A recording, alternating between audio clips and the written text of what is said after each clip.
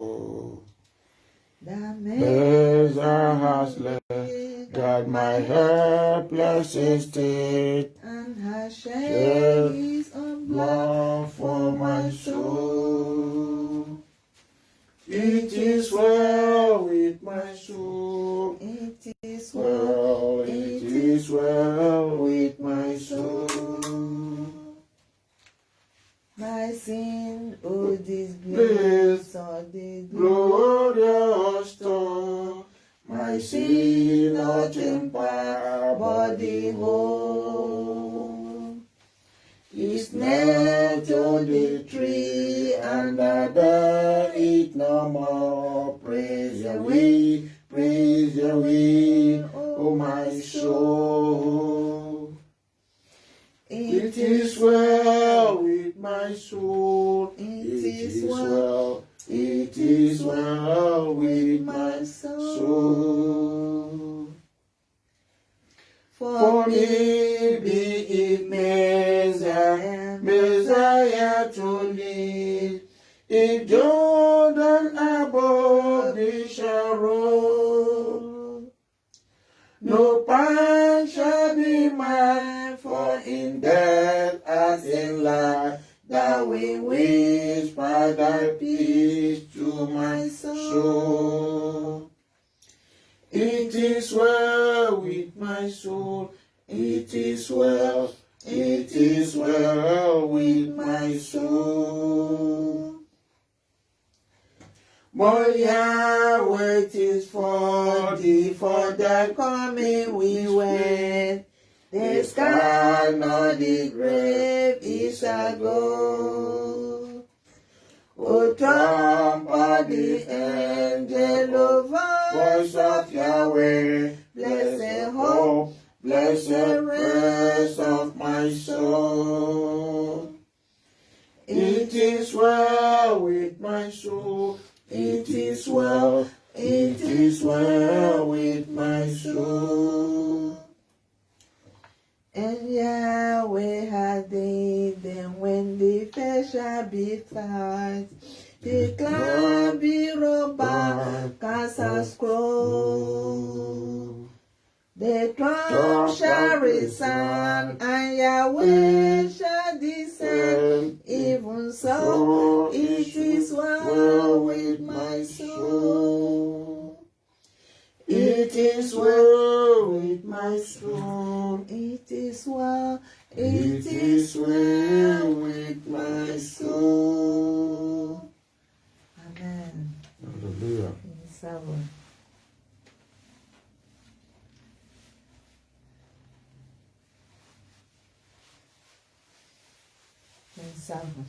Some page 11. Yahweh divine, attend our prayers and make our heart thy home. Descend with all the gracious power. O come, Yahshua, come. Come and the light to us reveal. The truth we long to know.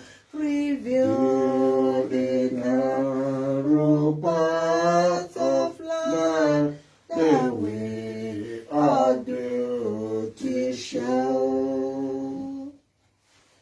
Come, Yahshua, and part our hearts like sacrificial lamb, till our souls an offering be in love's redeeming name. Come as the dew and sweetly bless this consecrated my barrenness. Rejoice to own thy fertilizing power. Come at the door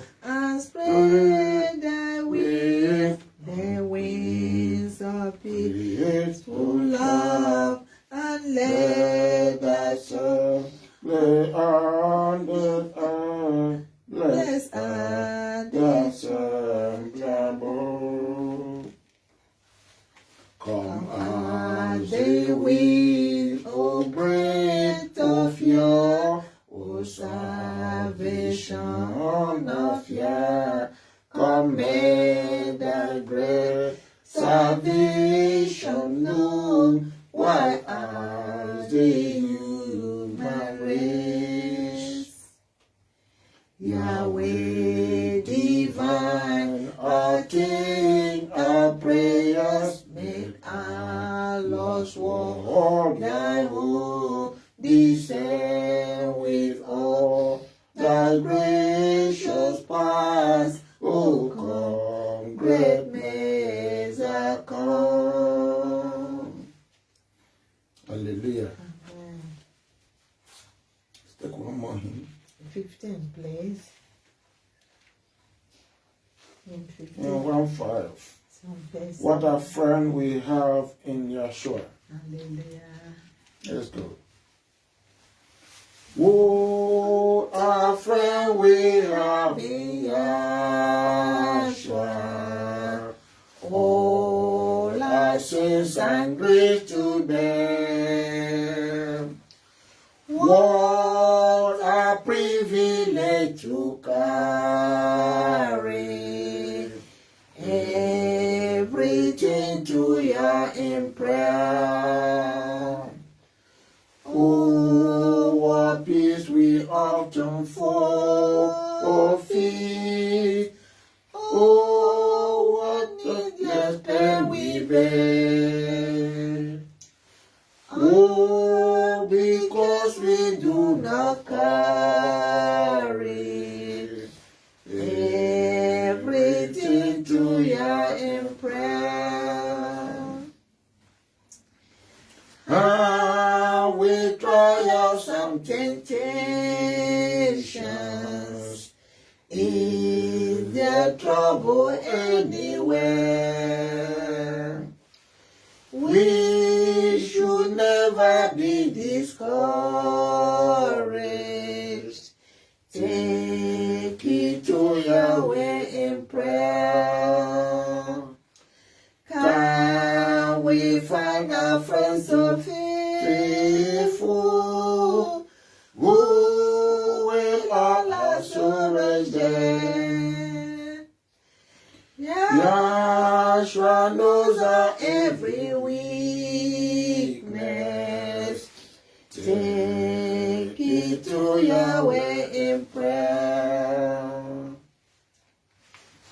And we weak and heavy laden, come by with a load of care. Precious Savior, still a refuge.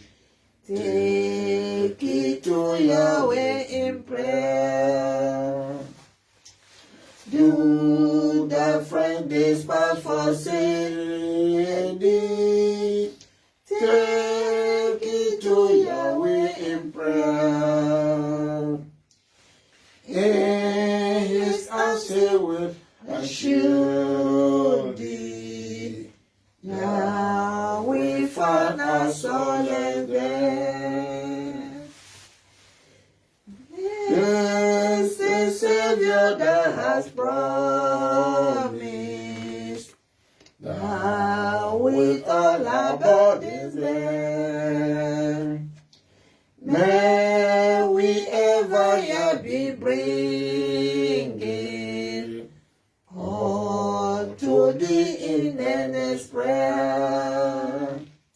Soon in glory bright and clouded, there will be no need for prayer.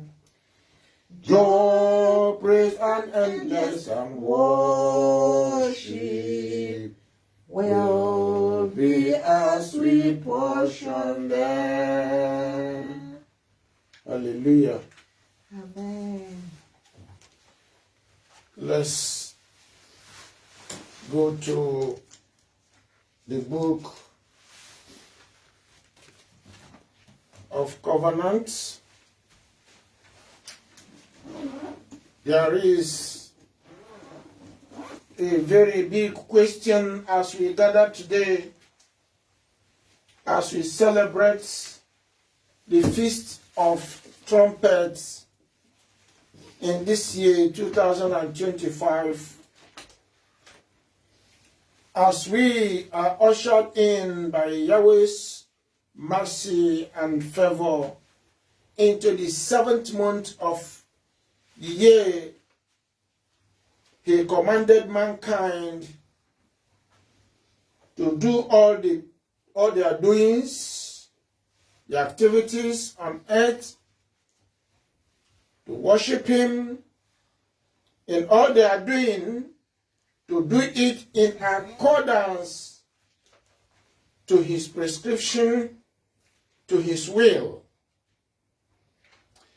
As we gather today, the question that will be coming from everybody's heart or mind or head is, why are we celebrating this feast of the trumpet? When did it start? Was it when they were in the wilderness and He told them to pick up the trumpet and sound? When did it all begin? Sounding of the trumpet, we heard that it didn't start with the 12 tribes of Israel, the children of Israel. Before they went to Egypt, their fathers sounded the trumpet. Abraham sounded the trumpet. Isaac sounded the trumpet. Jacob, who later became Israel, sounded the trumpet. So, what we are doing today didn't begin with when the nation of Israel was born. Began all the way back to the fathers, the patriarchs. And when they were coming out from Egypt, they were also commissioned into what the fathers were doing. And particularly, the sounding of the trumpet becomes a sign, one of the signs given to us. It's a feast, quite all right.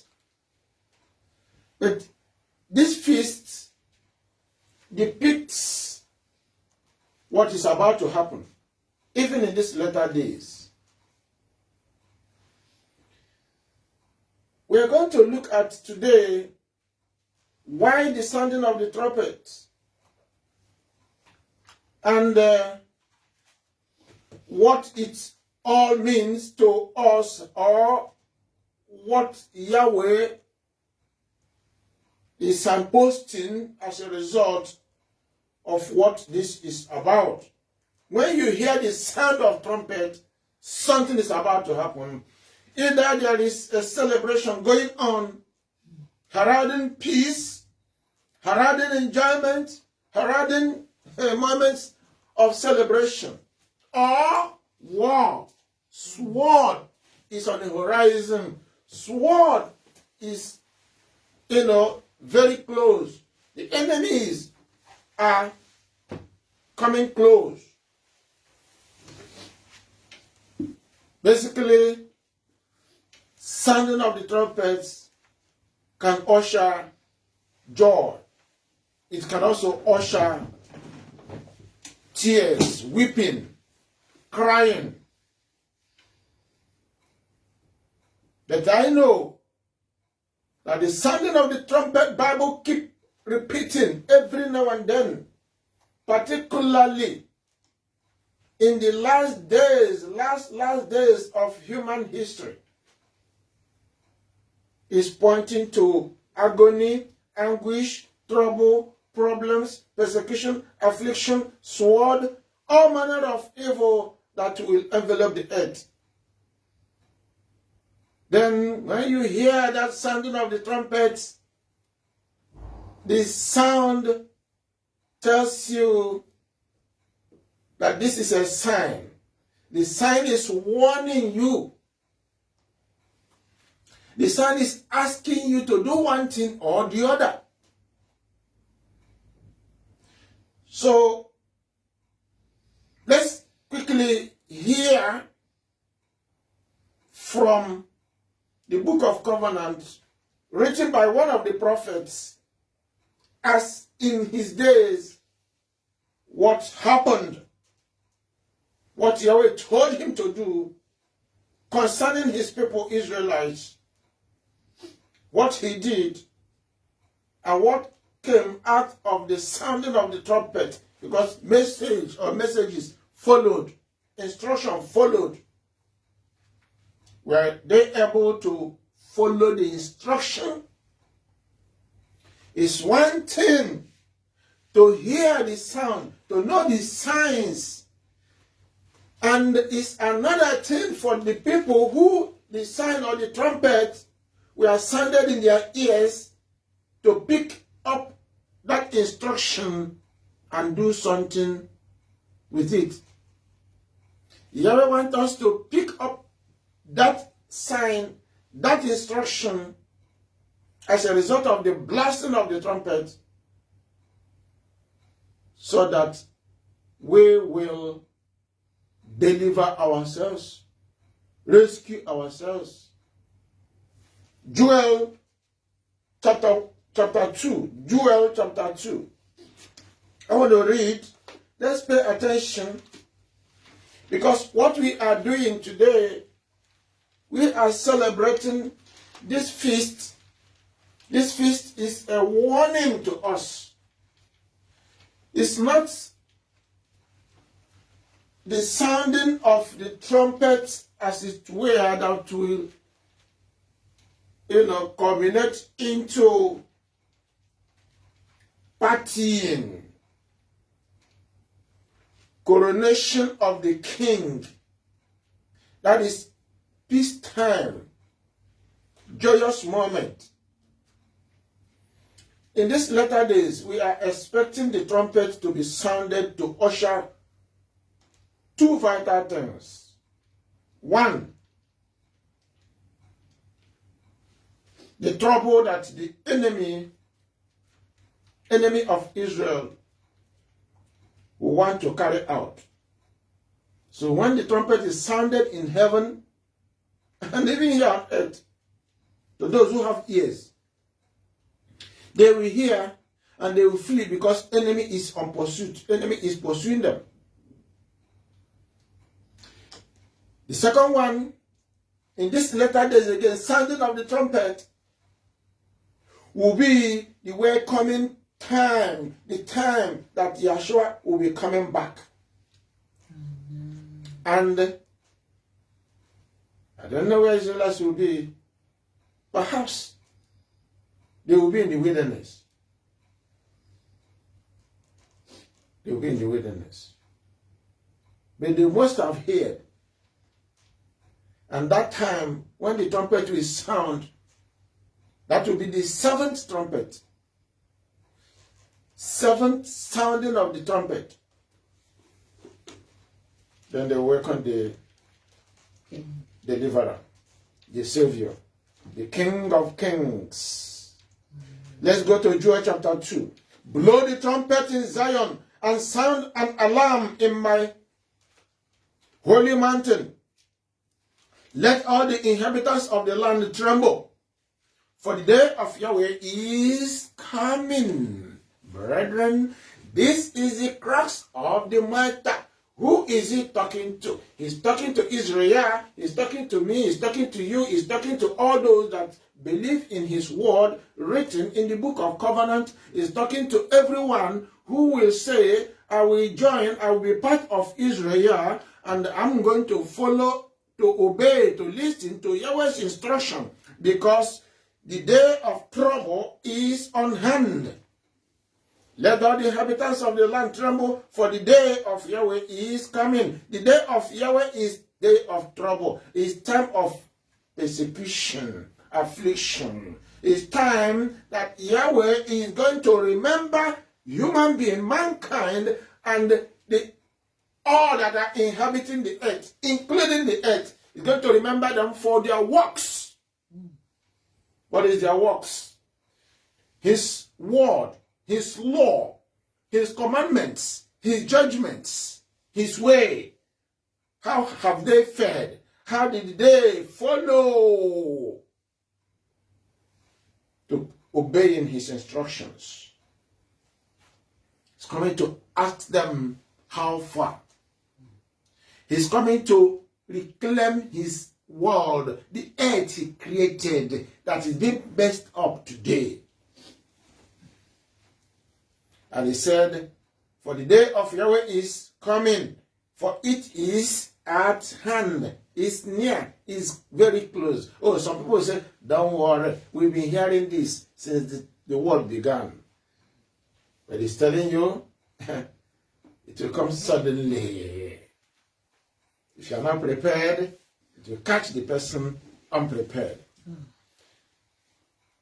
Verse 2, a day of darkness and gloominess. That is what that day is, or that period is. A day of clouds and thick darkness, like the morning clouds spread over the mountains. A people come, great and strong, the like of whom has never been, nor will there ever be any such after them, even for many successive generations. A fire devours before them, and behind them a flame burns. The land is like the Garden of Eden before them, and behind them a desolate wilderness. Surely nothing shall escape them. This is why you have to be prepared, because this day there are people that will be coming after the children of Israel, and they have to be ready to escape them, to run away, to flee. And these people, they are not just civilians, they are soldiers, securities and agents of the beasts, and they will be on rampage. Their appearance is like the appearance of horses, and like swift steeds. So they run with a noise like chariots. They're going to carry all manner of things. They're going to use drones. They're going to use airplane. They're going to use all manner of flying instruments or objects to trace, to track, to pick people who will be fleeing. With a noise like chariots over mountain tops, they leap like the noise of a flaming fire that devours the stubble. Like a strong people set in battle array. Before them the people writhe in pain. All faces are drained of color. They run like mighty men. They climb the wall like men of war. Everyone marches in formation, and they do not break ranks. They do not push one another. Everyone marches in his own column. Though they land between the weapons, they are not cut down. They run to and fro in the city. In the city, mark that. They run to and fro in the city. Brethren, we are going to hear today how Yahweh is going to instruct us to begin to prepare to flee. You will flee from the city. Is somebody hearing that? I just mentioned that and stress it for us to hear it clearly in our ears. You must flee from the city or cities, wherever children of Israel are found in the city, because cities will no longer be palatable, will no longer be accommodating the children of Yahweh, because they are going to be hunted down.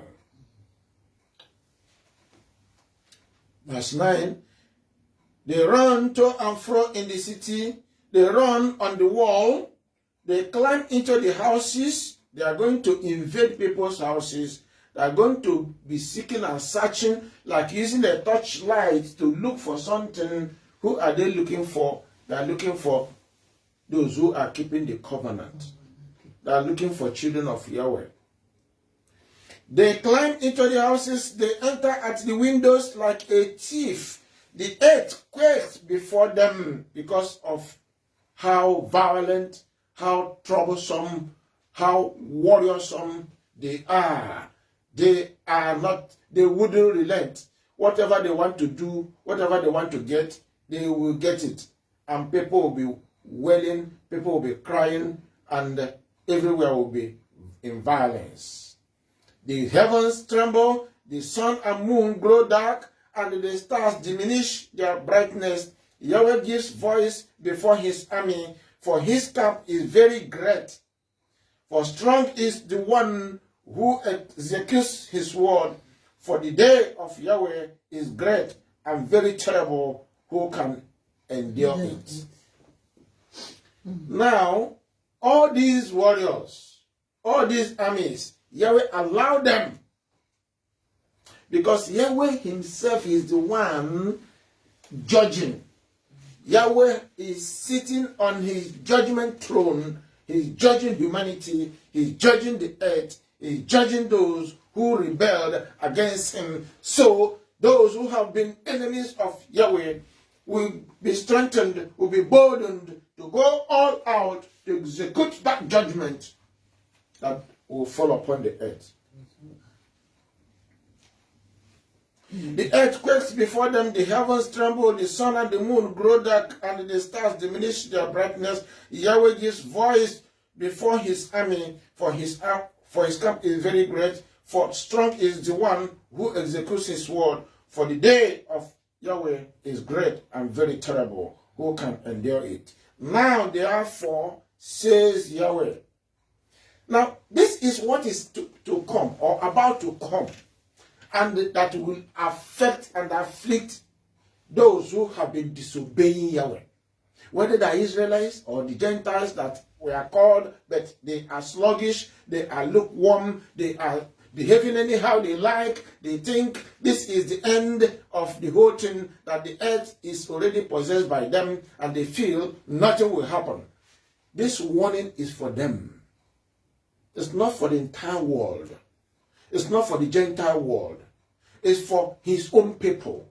Now, he is offering advice here. Look at verse 12. Now, therefore, says Yahweh, turn to me with all your heart, with fasting, with weeping, and with mourning. Now, this 7th month is the month that called us, that Yahweh called us, Yahweh usher us, for us to listen to this month of blowing of trumpets. After today, this is the first day of the 7th month, the first day of the 7th month, which is the feast blowing of the trumpet, the feast of trumpets. Now, after today, after 10 days, we are going to celebrate the feast of atonement. They are in this particular, within the next 10 days, get ready to do what?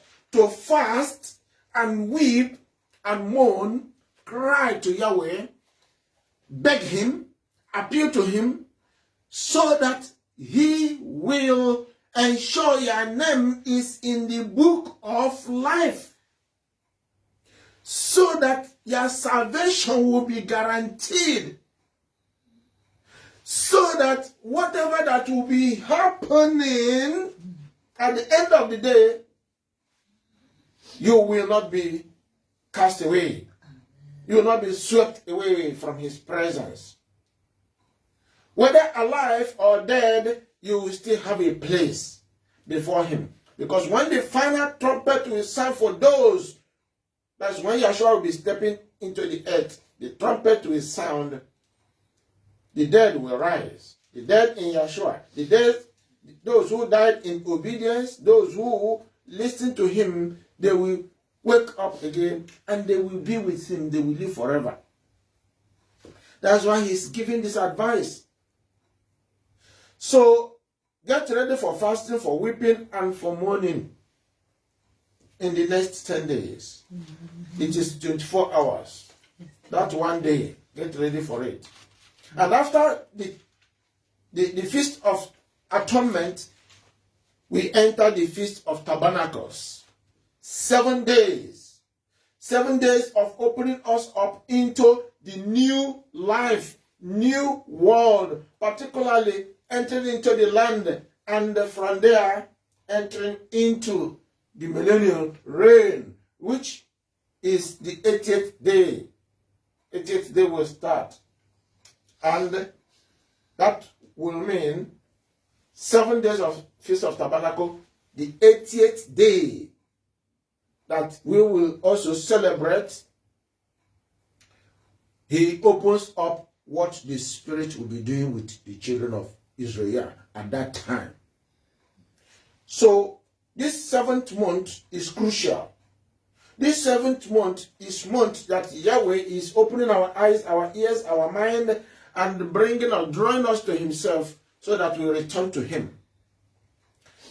Verse 13. So rend your heart and not your garments. Return to Yahweh your Father, for he is gracious and merciful, slow to anger, and of great kindness, and he relents from doing harm.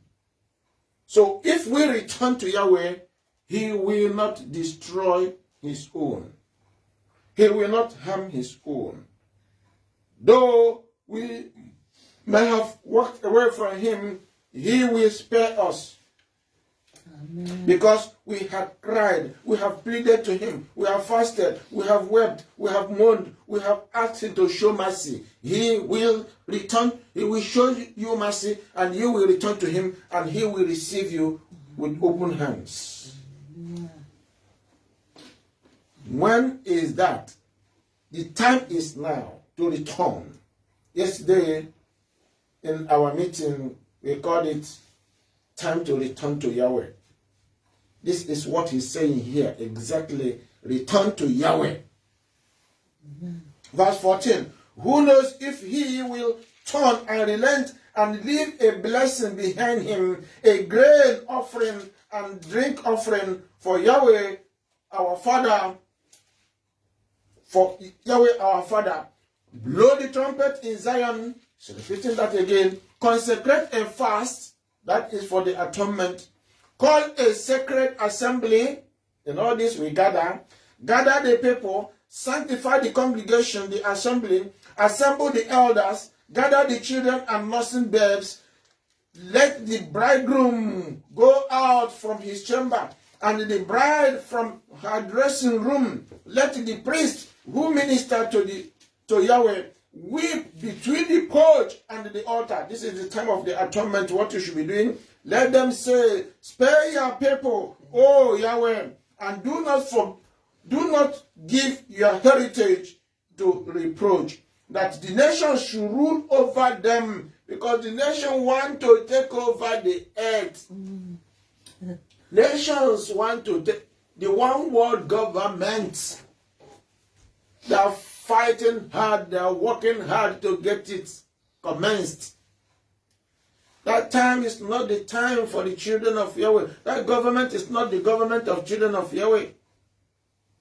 But the greater government is coming. The government that is going to swallow their government, the government of Yeshua HaMashiach, is coming at that time.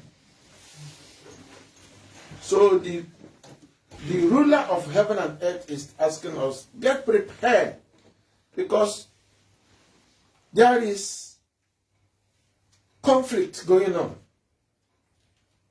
The government of the earth is fighting the government of Yahweh, which is still a spiritual government, but it's going to manifest in the physical, as a physical government, when Yahshua will step into the earth to now blow the trumpet, declare the beginning of his reign, the commencement of his reign that is going to be from generation to generation, all eternity. He is going to take control. He is going to take over the earth that the Father created. Why should they say among the peoples, where is their Father? 18. Then Yahweh will be zealous for his land and pity his people, that is those who have prayed, who have fasted, who have begged him, who have apologized, who have shown not just remorse, but have forsaken their sins and returned to him in spirit and in truth. So Yahweh will pity them. Yahweh will answer and say to his people, behold, I will send you grain and new wine and oil. By that time, they will have been in their land. They will get into their land and they will begin to flourish again. And you will be satisfied by them, by the oil, by the wine, by the plenties, and all that Yahweh is going to give to you. I will no longer make you a reproach among the nations. Have you heard that? All the stress, all the affliction, all the persecution, all the sword, all the famine, all the diseases of the Gentiles, of the nations, will no longer afflict you because you'll be separated. You'll be taken to your land. You are running and running and running, and Yahweh will protect you and he will restore you in your land. This is the purpose, this is the plan concerning this Feast of Trumpets. To begin to prepare. Particularly position yourself to hear. Because not many people will hear the sounding of the trumpet. Is it just the physical trumpet you are hearing, the blasting, the shofar, blasting everywhere? Beyond that is the message that the trumpet carries. The message we are hearing today, which is here in the Torah, which is in the Bible you are reading. That is all about the trumpet. The message of the trumpet is important. The blastering, the sound is to wake you, to quicken you, to call you so that you will gather. Say, call my people, let them gather. That's why you hear the blaring of the sound of the trumpet. So they gather and the message is delivered to them. This is what is about to happen. Then what do? You begin to prepare to flee. But I will remove far from you the northern army. Oh, who are the people pursuing us? The northern army. Can you hear that? In the end, it will be the northern army. And this tells us something. The world is shaking. The world is divided already. The east and the north, they are aligning. Then those in the south, they are going to be a conflict. The north and the south, they are going to be conflict. And at the end of the day, the powerhouse called the Babylon the Great, is going to fall. In the midst of this, is going to fall. And when the Babylon falls, then there will be reconfiguration of the earth. The powerhouse will come in. The powerhouse, the beast will come in out of the government, the one world government are going to create. And from there, the beast will take over and pursue those who will not bow to him, who will not worship him. It's all about worship. And this power, we are told, is going to come from the north. Where is the north? You're going to hear later. Just continue. And I will drive him away into barren and desolate land. So at that time, when Israelites will be delivered in their land, the power that be from the north will still want to come to invade them. Yahweh is going to drive that power and drive the power into desolate land, into wilderness, into an obscure place, and Yahweh will clear them. With his face towards the eastern sea and his back towards the western sea. His stench will come up. His stench, that means Yahweh will destroy them.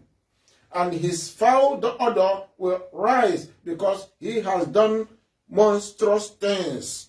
He would have committed so much abomination, so much trouble, so much affliction. He must have committed terrible things against the children of Yahweh. Then here is the comfort from Yahweh. Verse 21. Fear not, O land, be glad and rejoice, for Yahweh has done marvelous things. Who will be glad and rejoice? Those that have ears, those that are listening to Yahweh, those that are obedient, following his instructions, they are going to live to witness what Yahweh is going to do and how Yahweh is going to deliver them and give them peace at the end. For Yahweh has done marvelous things. Do not be afraid, you beasts of the field, for the open pastures are springing up, and the tree bears its fruit. The fig tree and the vine yield their strength. Be glad then, you children of Zion, and rejoice in Yahweh your Father, for he has given you the former rain faithfully. He will give you rain.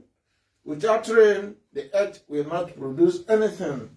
There will be no food. There will be famine if rain doesn't fall. So Yahweh will let rain fall. Yes. And he will cause the rain to come down for you, the former rain and the latter rain in the first month. First month. When is our first month? First month of the beginning of the feasts. First month of the year. First month is during the period of Passover, unleavened bread, and so on and so forth. The threshing floors shall be full of wheat, and the vats shall overflow with new wine and oil. I will restore to you the years that the swarming locust has eaten.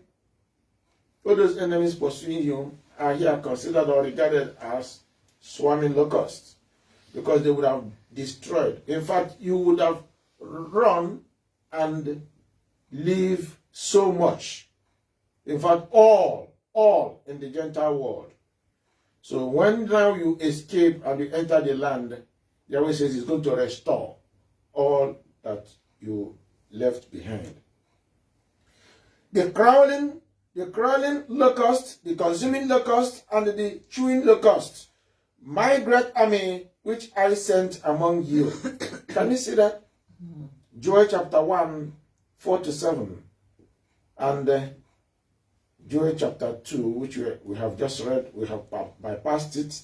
Chapter 2, 2-11. Talk about this power from the north. The Assyrians, the men of the beasts, so powerful soldiers, so powerful strong men, that will be on pursuit of children of Israel. So they are regarded as locusts, they are regarded as consuming, the crawling locusts, the consuming locusts, the chewing locusts. And Yahweh said he set them up. He is the one that set them up to do what? To achieve his purpose. He will use them to judge those who have been rebelling against his commandments. Verse 26, you shall eat in plenty and be satisfied, and praise the name of Yahweh your Father. That is in the land of Israel. After you make it, after you must have escaped and entered the land. Who has dealt wondrously with you, and my people shall never be put to shame. Never, never will they go into shame again, because Yahweh is going to protect them, be their covering, and be their Father that will fight their battle all the days of their lives. Then you shall know that I am in the midst of Israel. I am Yahweh your Father, and there is no other, no one else, no other mighty one but Yahweh. And there is none. My people shall never be put to shame. Yahweh has sealed and completely signed off this statement that when he delivers Israelites, when they enter into their land, nobody will make them afraid, nobody will harass them, nobody will afflict them, nobody will persecute them. They will begin to be heard, because he is going to prepare them to rule the world. The whole world will now be coming to them for solace, for advice, to be safe, because they are going to teach the world what they had not been doing since the time of Adam, Noah, Abraham. Israelites will learn to follow the way of Yahweh, so that they will be in position to reach out to the entire world, which had been their assignment, because Yahweh called them to be his servants, Yahweh called them to be his messengers, Yahweh called them to be his people that will teach the entire world. But they have been struggling, they have been relenting, they have been withdrawing, they have been dilly-dallying, they have not been taking this assignment. So how will they take this assignment? They will take it when they are shaken, they will take it when they are completely overrun by the enemy, and Yahweh will suddenly appear to deliver those who will repent and run to him, and he will restore them, and he will prepare them in that land and beautify them, and make the land of Israel the land that he planned, the Garden of Eden, he planned since the time of creation. He will restore them into it, and they will begin to lead the entire world, teach the world about righteousness of Yahweh, about goodness, about being uprightness, about living a life that Yahweh has given to the earth. The life that is full of beauty, goodness, righteousness. Yahweh is going to put everybody that follow that part of life into that land, so that they will reclaim the earth. The disobedience will be taught. Then those who hear will be taken to him. And in the end, the 80th, end of the 80th year millennium, he will cut them off. Those who are not listening, those who will continue want to destroy the earth, he will remove them. And he will begin everything afresh. And it shall come to pass afterward that I will pour out my spirit on all flesh. Thereafter, Yahweh will pour his spirit upon all flesh. Ezekiel 39, 27 to 29. Zechariah 12, verse 10. Yahweh, was careful to tell us what he will do. Because without his spirit, Israel will not achieve his plan, his purpose. So he will pour his spirit upon his people. He will pour his spirit upon those that indeed embrace his word. Your sons and your daughters shall prophesy. Your old men shall dream dreams. Your young men shall see visions. And also on my maidservants and on my maidservants, I will pour out my spirit in those days. And I will show wonders in the heavens and in the earth, blood and fire and pillars of smoke. This is during the time of great tribulation. The sun shall be turned into darkness and the moon into blood before the coming of the great and awesome day of Yahweh. And it shall come to pass that whoever calls on the name of Yahweh shall be saved. This is the catch. In all this, during the time of affliction, trouble, persecution, and so on, anybody that know the name of Yahweh and call the name of Yahweh shall be saved.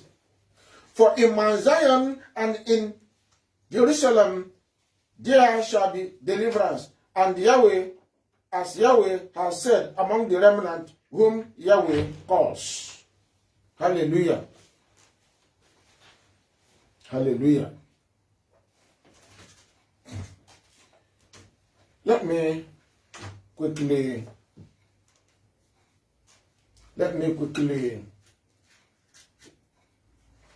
take us to Psalm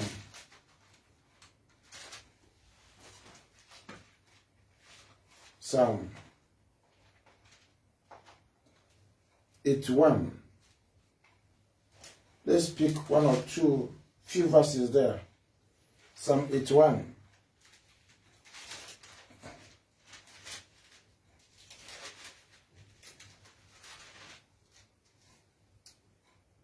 Sing aloud to Yahweh, our strength.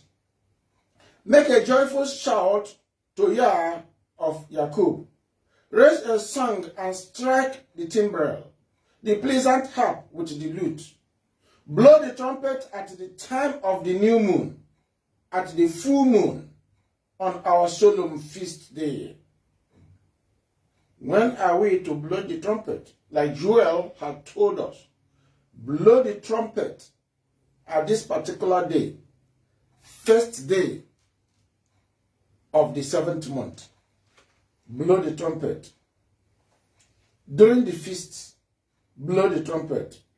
For this is a statute for Israel. So Yahweh said it's a commandment, law written, given to Israelites, a law of Yahweh of Jacob. This he established in Joseph as a testimony when he went throughout the land of Egypt, where I heard a language I did not understand. I removed his shoulder from the burden. His hands were freed from the baskets. You called in trouble, and I delivered you. I answered you in the secret place of thunder. I tested you at the waters of Meribah. Hear, O my people, and I will admonish you, O Israel, if you will listen to me. There shall be no foreign god among you, nor shall you worship any foreign god. I am Yahweh your father, who brought you out of the land of Egypt. Open your mouth wide, and I will fill it. But my people would not heed my voice, and Israel would have none of me. So I gave them over to their own stubborn heart to walk in their own counsels. Do you hear that? Yahweh says, do what he asks you to do on the day of Feast of Trumpets, blow the trumpets, celebrate Yahweh, because it's Yahweh we are celebrating. Yahweh is the one that is opening our eyes and our heart and our mind to know what to do. Do what he asks you to do. He will show you what you should do in order to escape the troubles. Then if Israelites had kept the instruction of Yahweh and hold Yahweh as their father, their creator, their maker, Yahweh would have given them peace of mind, even in their land. But they didn't. They turned to idol worship. So, for turning to idol worship, they sold themselves to the enemies. These powers, these forces from the north, the Assyrians, that in these last days is going to hold Israelites on their neck. The power of Babylon hold Israelites on their neck. The power of Greece, the power of Roman Empire, all those empires, all of them are still alive till today. And collectively, in one way or the other, they will hold Israelites on their neck. So Israelites will be struggling to escape, to flee. And eventually, remnants will flee. Few of them will run, will escape, and he will save them in the land. And they will begin to worship him again. They will not go after the gods of the Gentiles.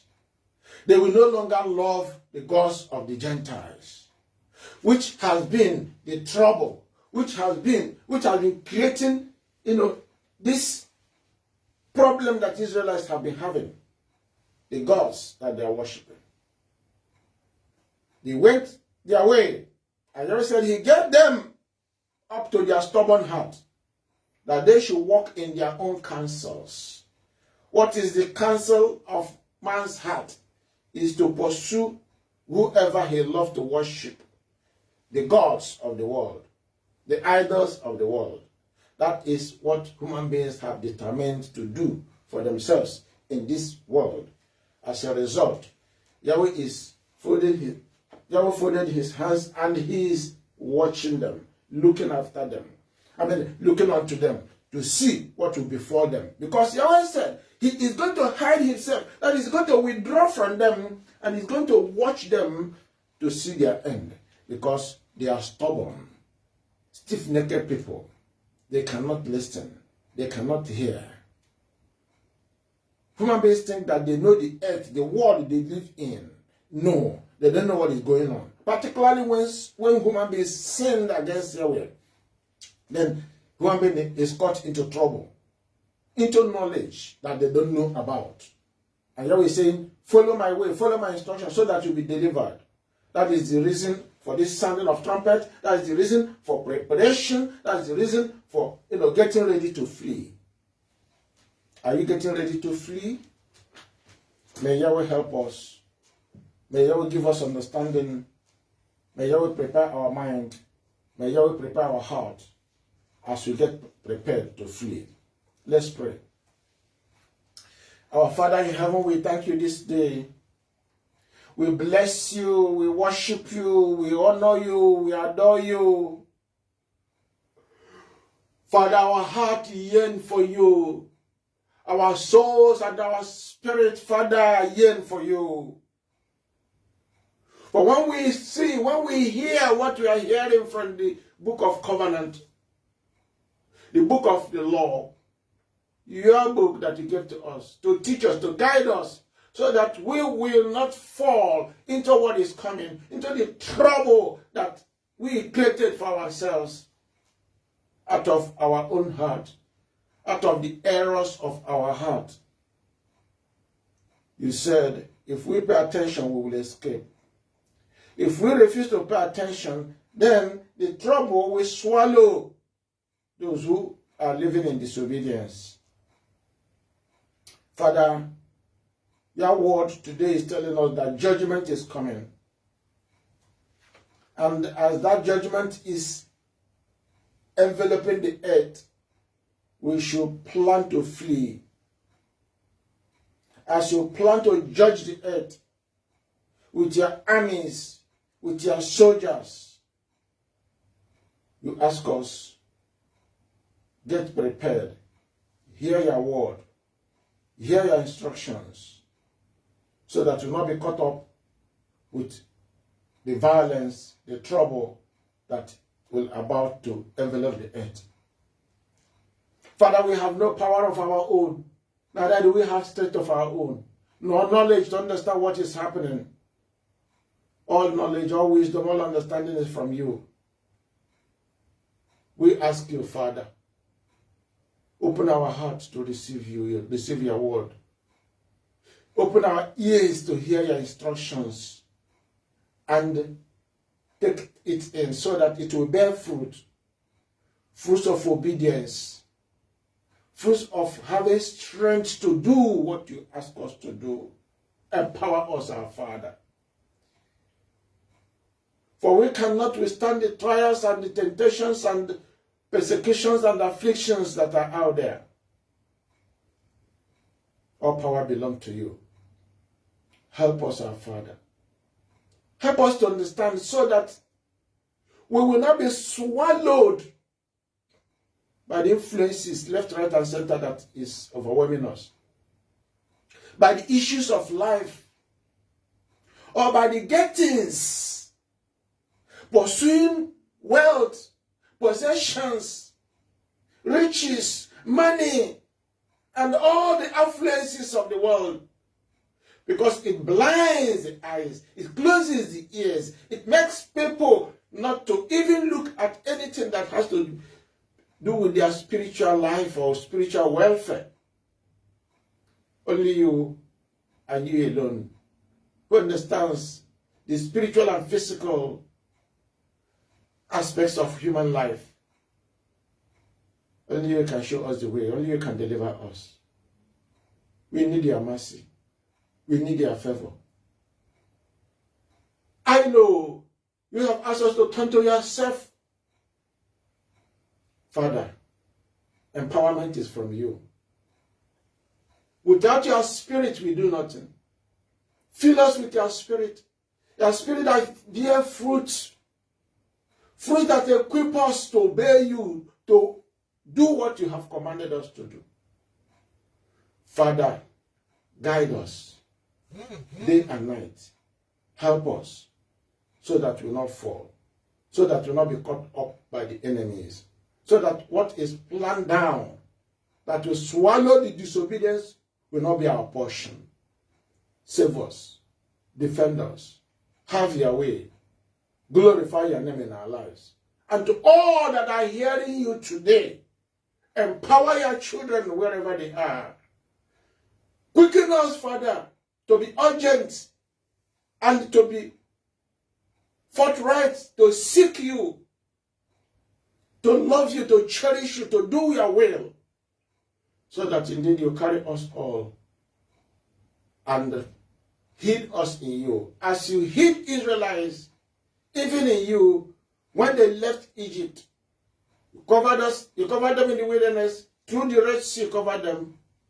And as they were entering into the land of Israel, you covered them. When they were there, you empowered them, even equipped them to possess the land. Father, we beg you, return to us, show us mercy, as you showed mercy to our fathers of old, who you took from Egypt to the land of Israel and kept them there. Father, do not allow us to fall to our wicked heart, wicked mind, error of heart. Help us to listen to your voice, to your instructions, to your commandments, to your statutes, so that when the trumpet will sound, we will hear. And when we'll be leading your children, we will follow.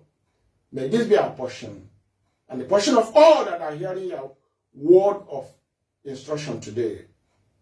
May it be well with us all. In Yeshua's name I pray. Hallelujah. Hallelujah. Right, brethren, welcome this day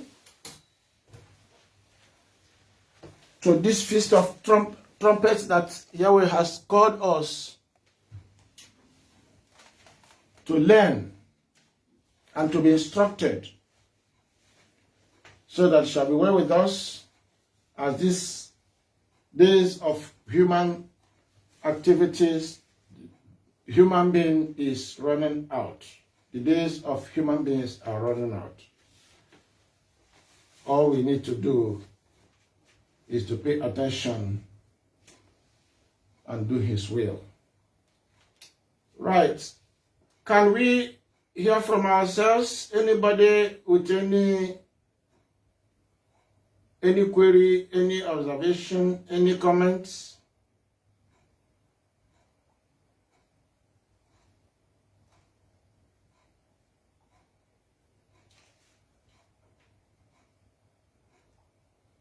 You have got one. Happy Feast of Trumpets, everybody. Happy Feast of Trumpets. Happy Feast. God bless you. Amen. I was just wondering, maybe it doesn't really relate to us who are Israelites, but I was wondering, the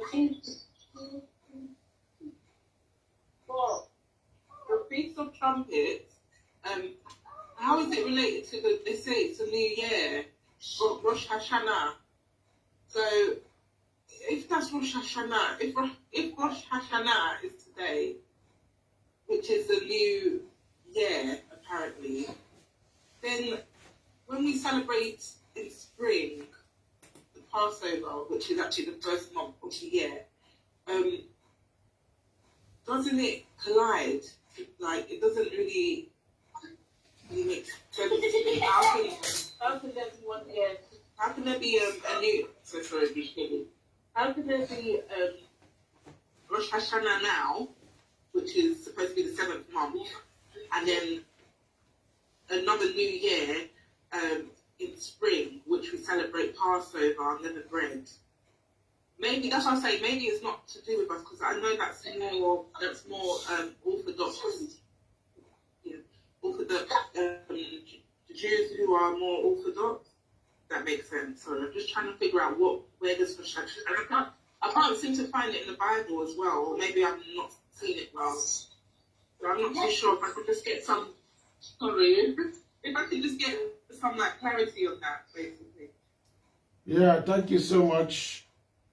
Can anybody respond? Can anybody contribute there?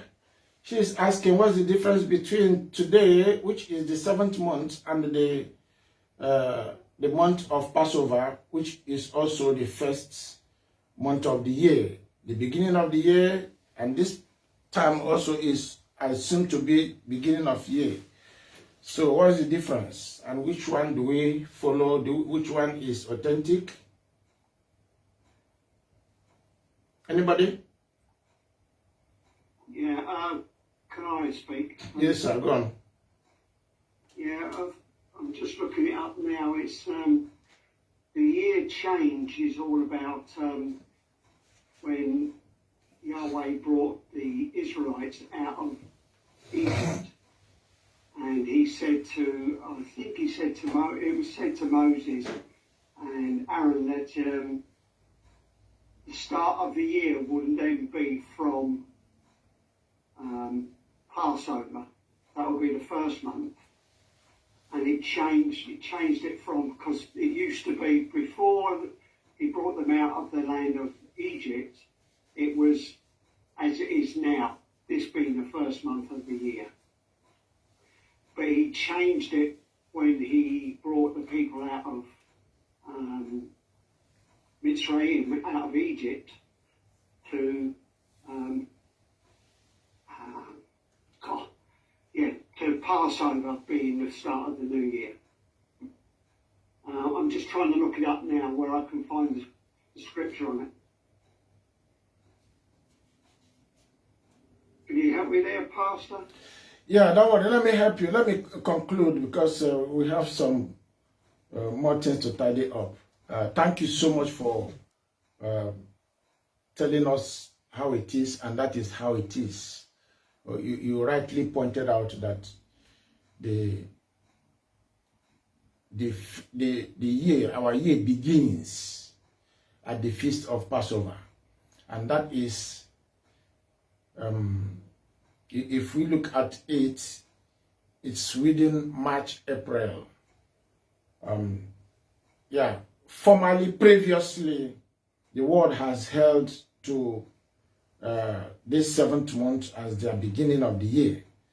And particularly, I think the Jews, they learned that in Babylon, because all those Gentile nations and so on and so forth, that was their thinking. I think it's more of hedonism, paganism, and all that. So there was an institution or a kind of carryover, or to say, oh, let's not listen to Yahweh. Let's do it the 7th year. So the Jews, for instance, they are trying, or they tried to woven or to make us believe that there is this biblical year that begins during Passover. And that is this spiritual aspect of beginning of the year, which... I come back in. Okay. It's in Exodus 12, verses 1 and 2. It's when Yahweh changed the start of the year for the Israelites. And Exodus 12, 1 and 2. And yeah. Yahweh spoke unto Moshe and Aaron in the land of Mitzrayim, saying, This month shall be unto you the beginning of months. It shall be the first month of the year to you. That was the changing of the year. It was in, as it is now. What's this month now? This is 7th month. The 7th month used to be the first month. Yes. That makes sense. Yes. But Yahweh changed it on the Exodus to mark the beginning of new things. Yes. Yahweh. Creation was started in this time, but the new year was started with Moses and Aaron. Yes. Yahweh commanded, whereas the world was going with that 7th, that is at this particular time, to create their new year, when their new year begins. And like I said, the Babylonians, Israelites were in Babylon. The Jews, they were the people that, took that, and it's like that. It's not written in the Bible that is specific. What is specific is Exodus chapter 12, which you just pointed out. Yahweh commissioned his people to follow that way. And if we miss it, we will miss the calculation of feasting, other feasts, because that is where it began. All the way from Genesis chapter 1 verse 14, taking the moon and the sun as the tool to which we, or the clock to which we determine time and season. Through to the time of Noah also, who followed that 30 days instruction. Then to even what we read today in the book of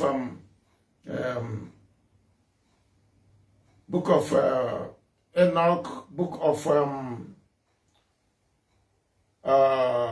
who is that? Is it the Maccabees? Particularly the Jubilee. In the book of Jubilee, Abraham celebrated this particular feast. Even the Feast of Atonement, we are told in the book of Jubilee, Abraham celebrated it. And he celebrated it.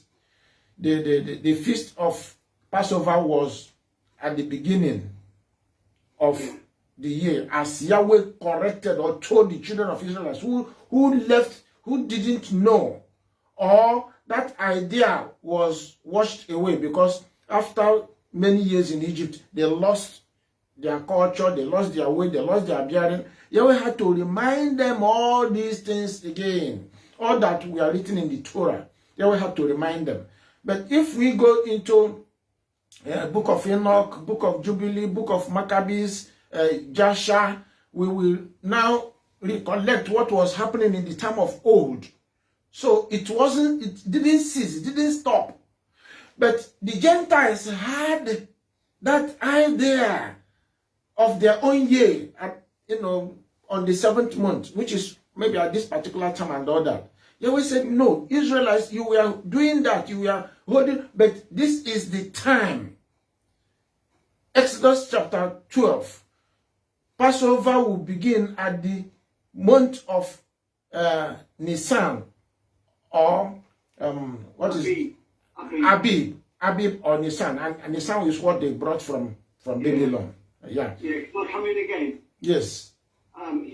So just to help you clarify with regards to Sandra, they class the start of the religious year at Abib, and what they do, they class the civil year as of Rosh Hashanah, is the start of the civil year. Yes, the point also I'm trying to make here, and which Yahweh is trying to correct Israel to get Israel to understand, is that there are no two seasonal beginning of year. In a year, there is no two times you begin a year. It's one time. So Yahweh corrected that, because all the way from even Abraham, it had been at a particular point. It has always started during the feast of Nisan, or the feast of what's the Hebrew name now? So it has always started not from Rosh Hashanah. Rosh Hashanah is the one within this 7th month. Abib, thank you. Abib is, Yahweh told them, Abib shall be the beginning of their year. So let's forget about, because it's not biblical, it's not Yahweh given, it is for the civil society, the world that was going on that trajectory.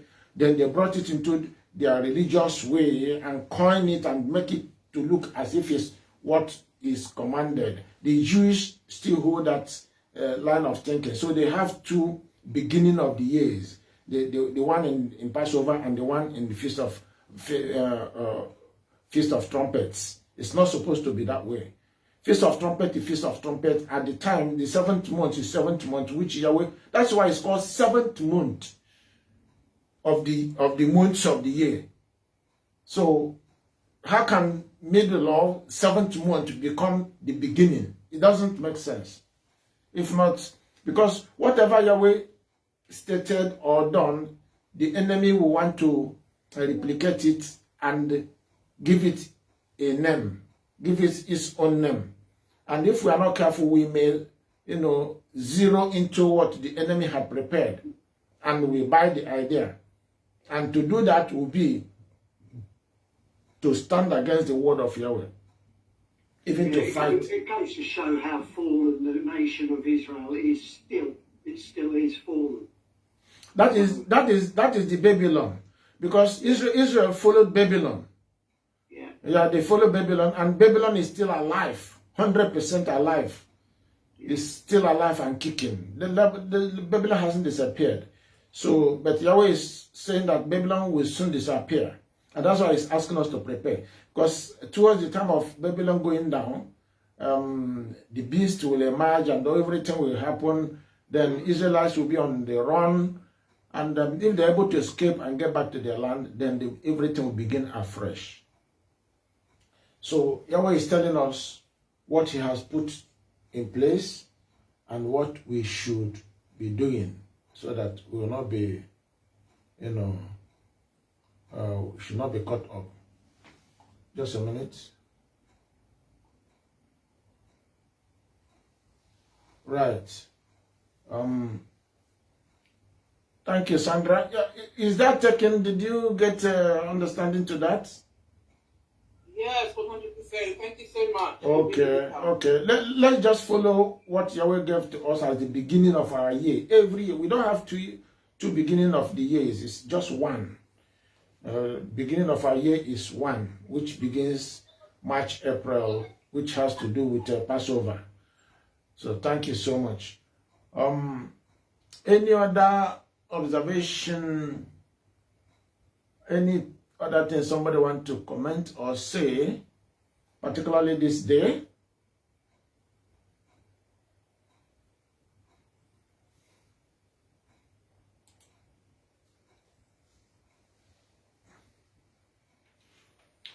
Yeah, anything anybody want to say? I'm hearing.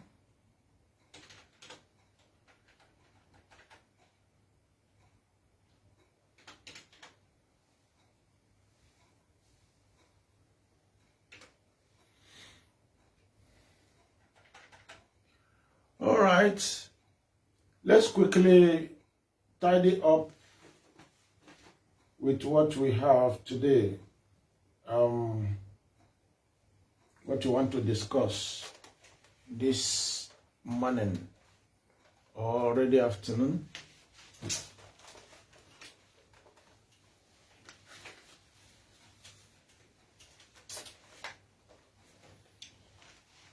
Right.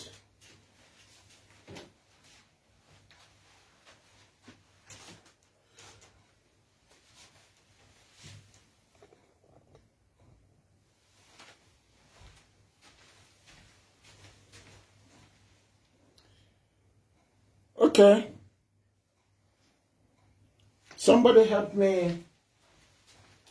Or before I will ask you to join me in some Bible reading or Bible portions, I will want us to understand what Yahweh's plan for us, because what we are dealing with today is also to cue into the plan of Yahweh. This is part of Yahweh's master plan for our salvation. Today, 2025 Feast of Trumpets, we are looking at what Yahweh said concerning, even from Torah to the prophets and to even what you call the writings, because the Old Testament or Old Covenant is divided into three. You have the Torah, you have the prophets, and you have the writings. All of these three, talk about Yahweh's feasts. Yahweh's feasts were given to us to get us prepared for salvation. the coming salvation of his people, not only Israelites. Anyone, anywhere, who will listen to his voice, his instructions, will be partaker of his salvation, of his redemption, of the freedom that is about to give the world that today do not know him, do not serve him, do not worship him, and do not believe in him. The world he created, the world he made, and the world he asked human beings to take care of. Human beings sold themselves out to the adversary. And the adversary took everything. And that's why in Matthew chapter 4 and Luke chapter 4, the adversary told Yahshua HaMashiach that the whole earth had been given to him because he stole it from Adam and Eve, took it away from them. And he began to control, began to command and control, as it were, up to today. So humanity fell under his feet. And that's why they call God, God, God, Lord, Lord, Lord. Even in different languages. In Hebrew, Elohim, Adonai, all those sorts of titles. All those are titles. So the adversary took it away, took all those titles from them, or from their mouth, or from what it were, and he assumed the position. He assumed to, bear those titles. And men began to worship the adversary in that way. And the instruction of Yahweh when he was taking Israelites from Egypt was not to go the way of the Gentiles that follow those titles, that bow to those titles. He specifically warned them that when they get into that land, they should not do what they were doing in Egypt. What were they doing? They were bowing to those titles, those idol names. That was what was, happening to the children of Israelites. And when they were in the wilderness, they always said, when you get into the land where you are going now, what you did in Egypt, don't do it in that land. Because you are going to clear that land, you're going to cleanse that land, you're going to make that land a holy land. And you're going to live in that land without naming or calling or worshipping gods, idols, those Gentile titles. Don't go after them. Don't bow to them. Now, where was this instruction kept? They will follow today, tomorrow, they will go back to disobedience. So when they got into the land, they ate, they drank, they, like Yahweh asked Moses to write, Song of Solomon, Song of Moses, Deuteronomy chapter 32. When you read it carefully, you will understand the message that you are passing on here today. That the cause and even why we are asked to celebrate this feast is to warn us, to instruct us to be careful. Because if we follow what Yahweh commands us to follow, to do, we will not fall prey to what is coming. Israelites in the land, they didn't hear, they didn't heed, they didn't follow. At the end, they fell into the hands of the adversary again, after Yahweh had delivered them from the adversary. Because Pharaoh acted as the living devil that held Israel captive. So Yahweh delivered Israel from, the hand of Pharaoh and all his foot soldiers. Took them to the land. Instead of clearing the people and taking possession and they remain in the land and make the place a holy place to live. They now went close again. Embrace the people, embrace their religion, embrace even these titles that Yahweh said, don't bow to them. They loved the Gentile religion so much that it got a point, Yahweh said, enough is enough. The same people that you follow, the same people who bow to their religion are the people that are going to deal with you. Now, in the days or in the time of Daniel, Yahweh, through Daniel, explained to them who those nations are by empires. Successive empire that, was calibrated in Daniel chapter 2 came after Israelites. Yahweh made Nebuchadnezzar the chiefmost king on earth at that time to have a dream. That dream came from the Gentile leader of the world. And the child of Yahweh interpreted it. That is Daniel. Interpreted that dream. Now, having explained it was it for the Gentile people, the Gentile nation, the Babylonian king, Nebuchadnezzar? It's for him, but it's more for Israel to know, to understand, that if they don't follow Yahweh, those nations, the empire of Babylon, the empire of Medes and Persia, the empire of Greece, the empire of Rome, Roman Empire, is going to swallow them. And what Yahweh told them came to pass. To the point, because when they, that is Israelites, refused to follow, to worship Yahweh himself, serve him, and they decided to serve the gods of those empires became their nightmare, became their trouble, held them in captivity, overthrew them, scattered them, and enforced on them to bow to their gods, to their idols. That is what is happening to the people of Yahweh till today. In a summary, that is Israel for you. That is Israel not maintaining their status quo, not maintaining or living in their land, following Yahweh's way and calling his name. Because they rebelled. Deuteronomy chapter 32 said they left Yahweh. Joel chapter 2 we read said they left Yahweh.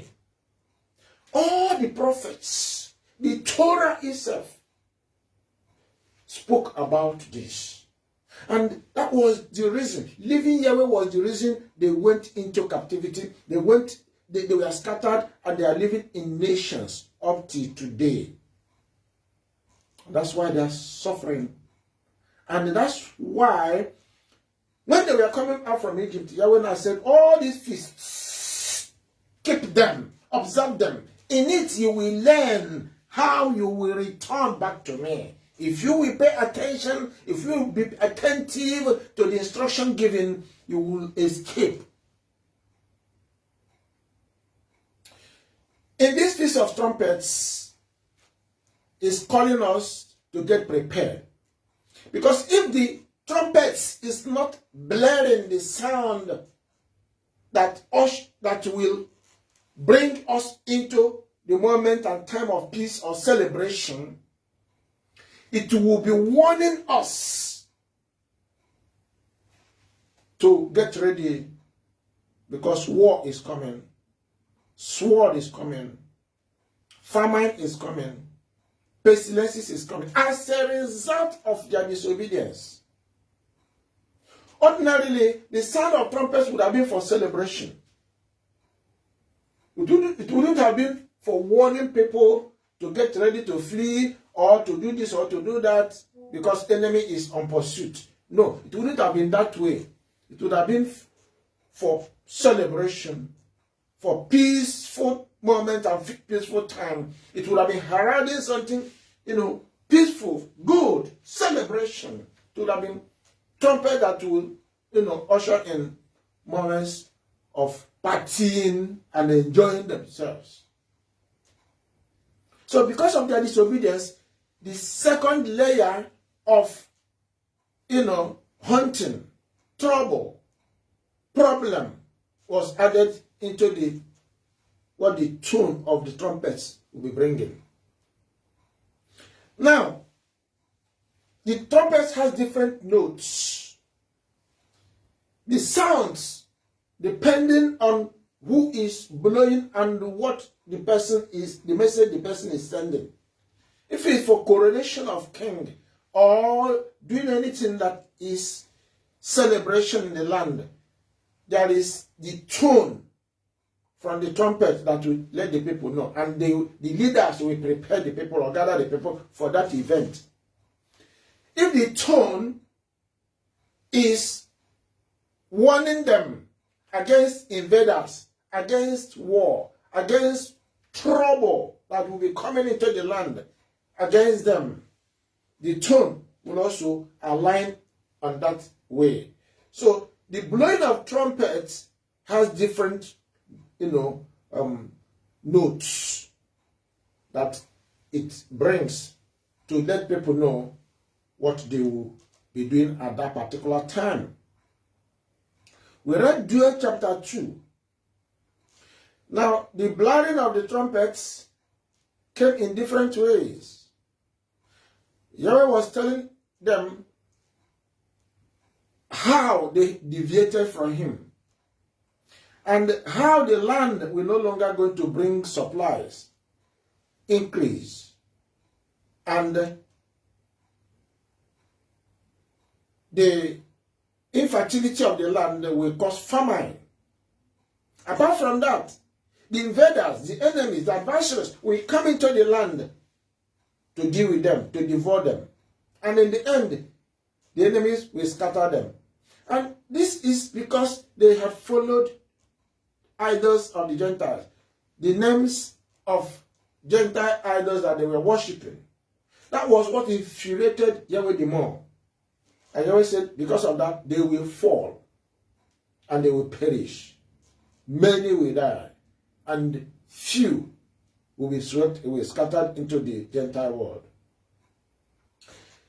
I title what we want to listen to this afternoon as Prepare to Flee. Prepare to flee. Brethren, this is absolutely important, and if we don't grab anything at this season, we must take this to heart. Joel chapter 2, on your own, read it again. Read it again. Psalm 81, verse 1 to the end. Read it again. Now, the question is, why will you flee? You are asked to prepare to flee. Why? Why would you want me to leave my place? Why would you want me to leave? Why would you want me to remove myself from where I am? Why? Number one, judgment is upon the earth. It's already written. It's already said. It is already determined that judgment will fall upon the earth. One of the prophets put it concisely clear. Isaiah chapter 24. Let's listen to Isaiah 24 and hear what he got to tell us there. Why? They left Yahweh. All that Yahweh asked them to do, they refused to do them. Then trouble ensued. I read from verse 1. Isaiah chapter 24 from verse 1. Behold, Yahweh makes the earth empty and makes it waste, distorts its surface and scatters abroad its inhabitants. And it shall be as with the people, so with the priest, as with the servant, so with his master, as with the maid, so with her mistress, as with the buyer, so with the seller, as with the lender, so with the borrower, as with the creditor, so with the debtor. The land shall be entirely emptied and utterly plundered. That's when they were in their land. Yahweh here was warning them that they will be entirely swept away, taken away from the land. People think that those who are living there today are the Israelites. No!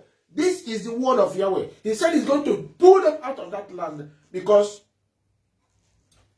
they went in doing what the Canaanites, the Jebusites, the Girgashites, the Perizzites, all those people that he hated their behavior, their ways of life, they went and copied what they were doing, and they were doing it even outsmarted them.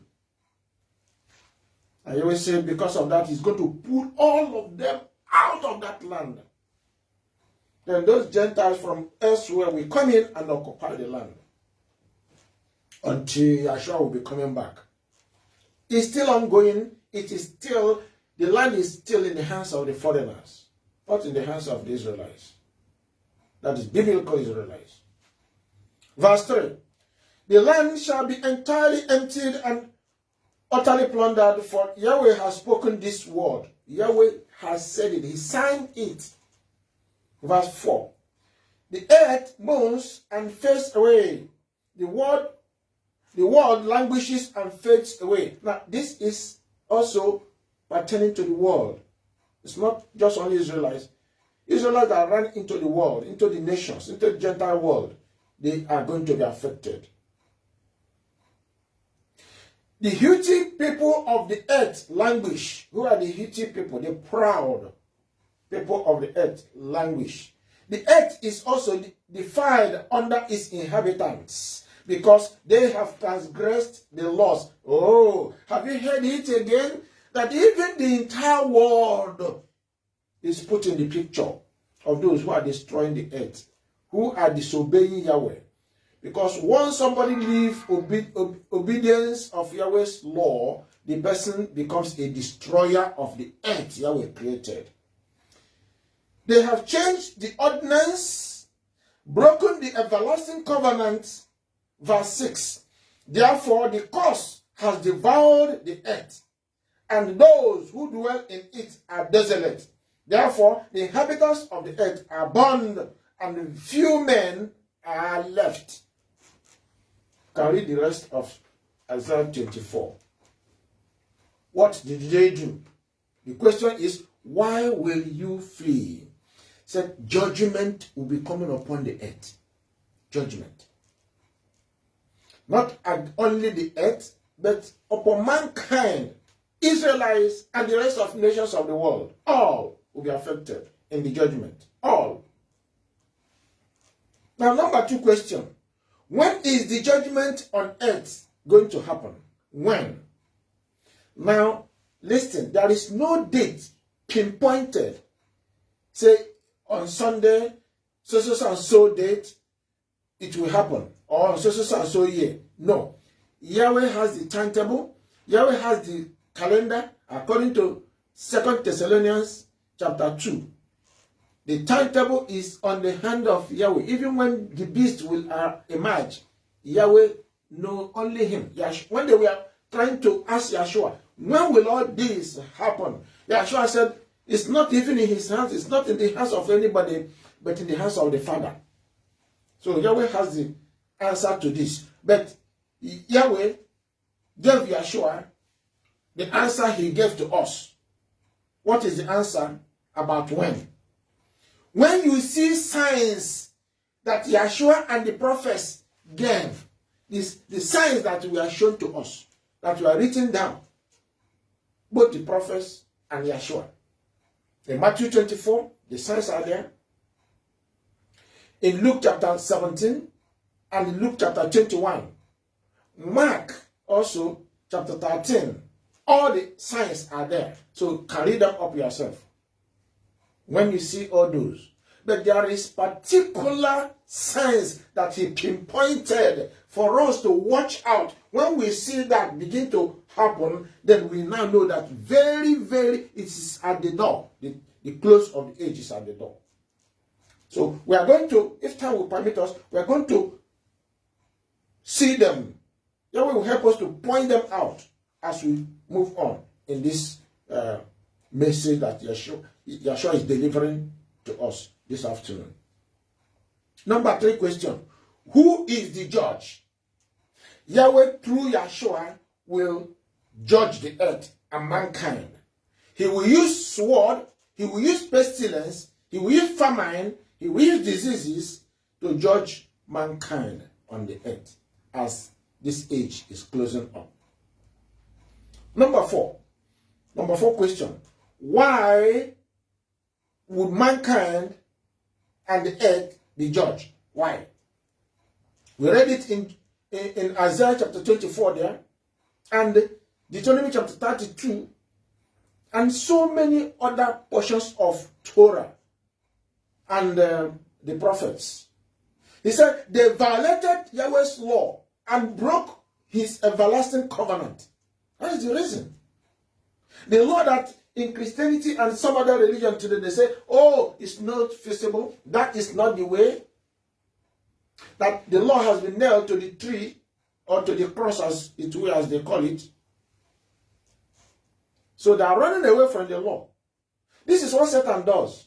Whatever Yahweh says, do. Satan will say, don't do. He will replicate the opposite. He will copy and bring carbon copy that is not true, that is not feasible. And he will make that his carbon copy or the opposite to appear as if it's truth. Because we are not paying attention to Yahweh's voice. When he called Israelites, he said, the only way you will be my people, my chosen people, and my peculiar people, my royal priesthood, is for you to hear my voice, obey my instructions, obey my law, obey my commandments. That's all. Because the enemy is going to replicate all that Yahweh put in place. Everything. So if we are not listening to Yahweh and following Yahweh, we are bound to follow the carbon copy. We are going to follow all that Yahweh didn't tell us, which enemy has cooked and positioned to us as if it is true. When he said, worship me on the Sabbath day, the enemy will say, no, not on that day. It is on the first day, Sunday. When Yahweh said, his name is Yahweh, the enemy said, no, it's not Yahweh, it's God, it's Elohim.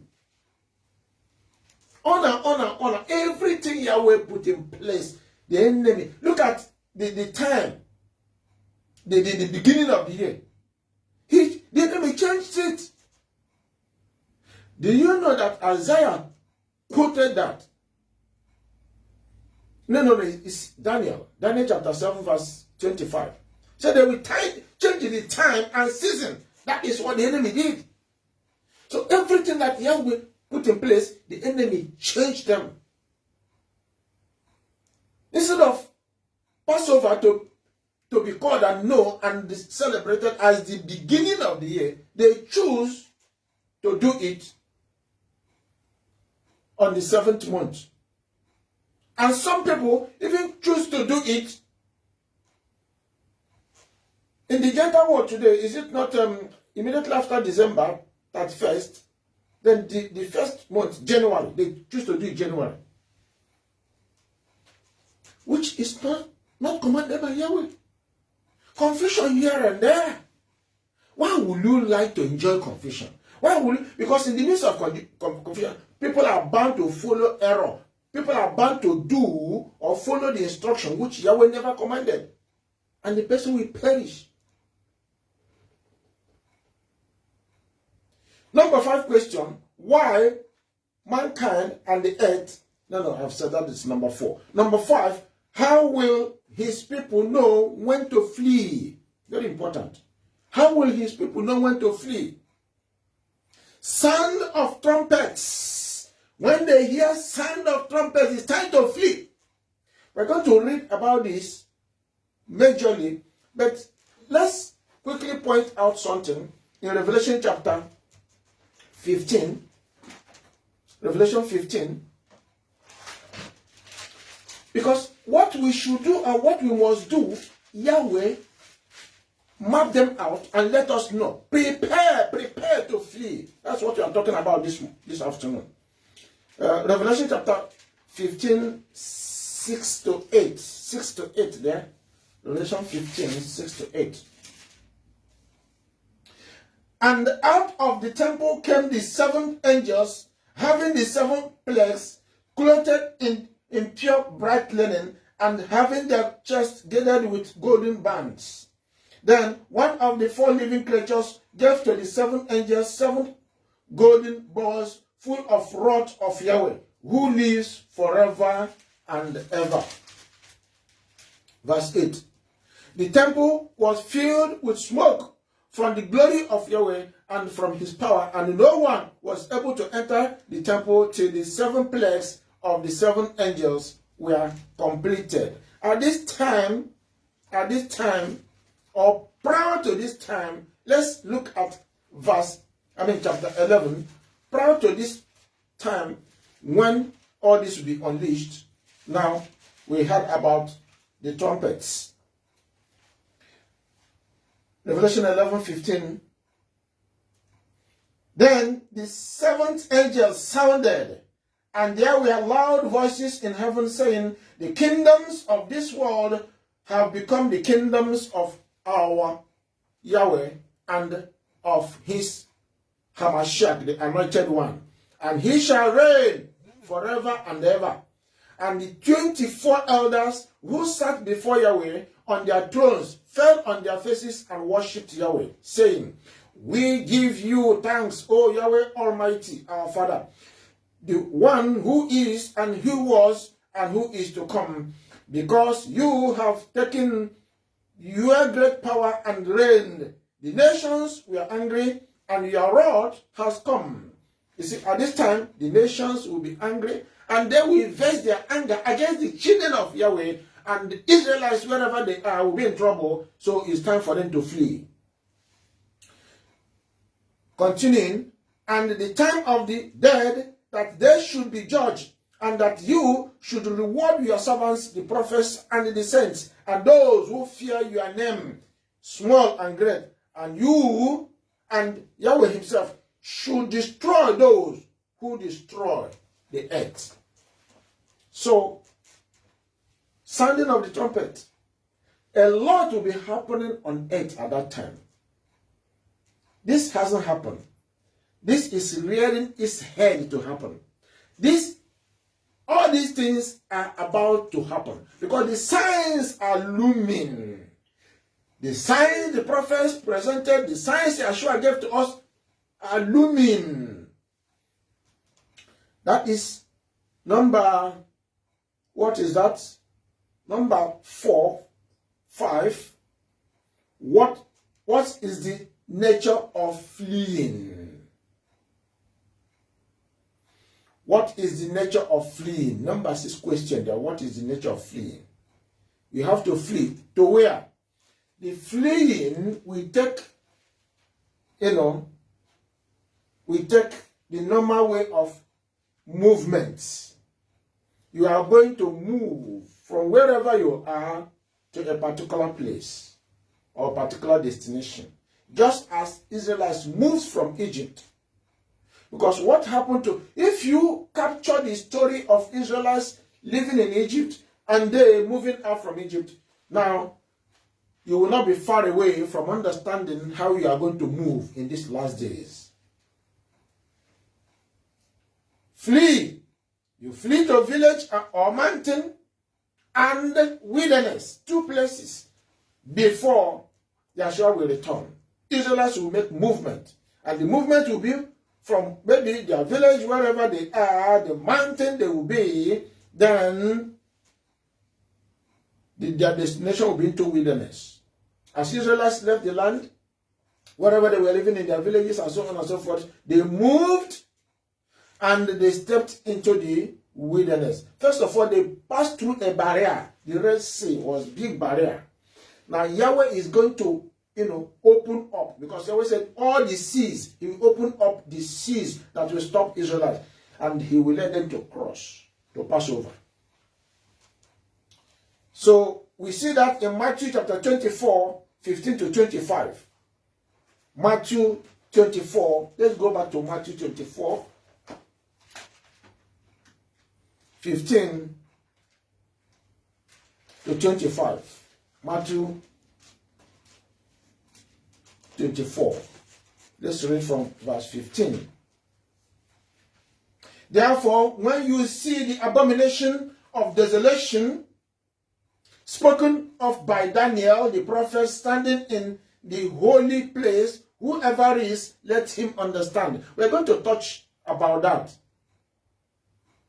Because this is, in fact, this prophecy is key to your fleeing. Particularly the major fleeing, because I realize there will be two types of movement or fleeing. One, you either, wherever you live in the city, you leave the city, you go to your town or your village or mountain, wherever, because there will be time of the marking or prior to the marking of the beast. They will make life miserable to Israelites. The Gentile wars will continue to flow with the government of the day and so on and so forth. But the Israelites is going to find it difficult to cope. They will not like to abide. Those who are listening to the law, the instruction, the covenant of Yahweh, those who are still in the covenant, they will want to continue to follow Yahweh's instruction. So how will they survive? They have to be somewhere, not in the city.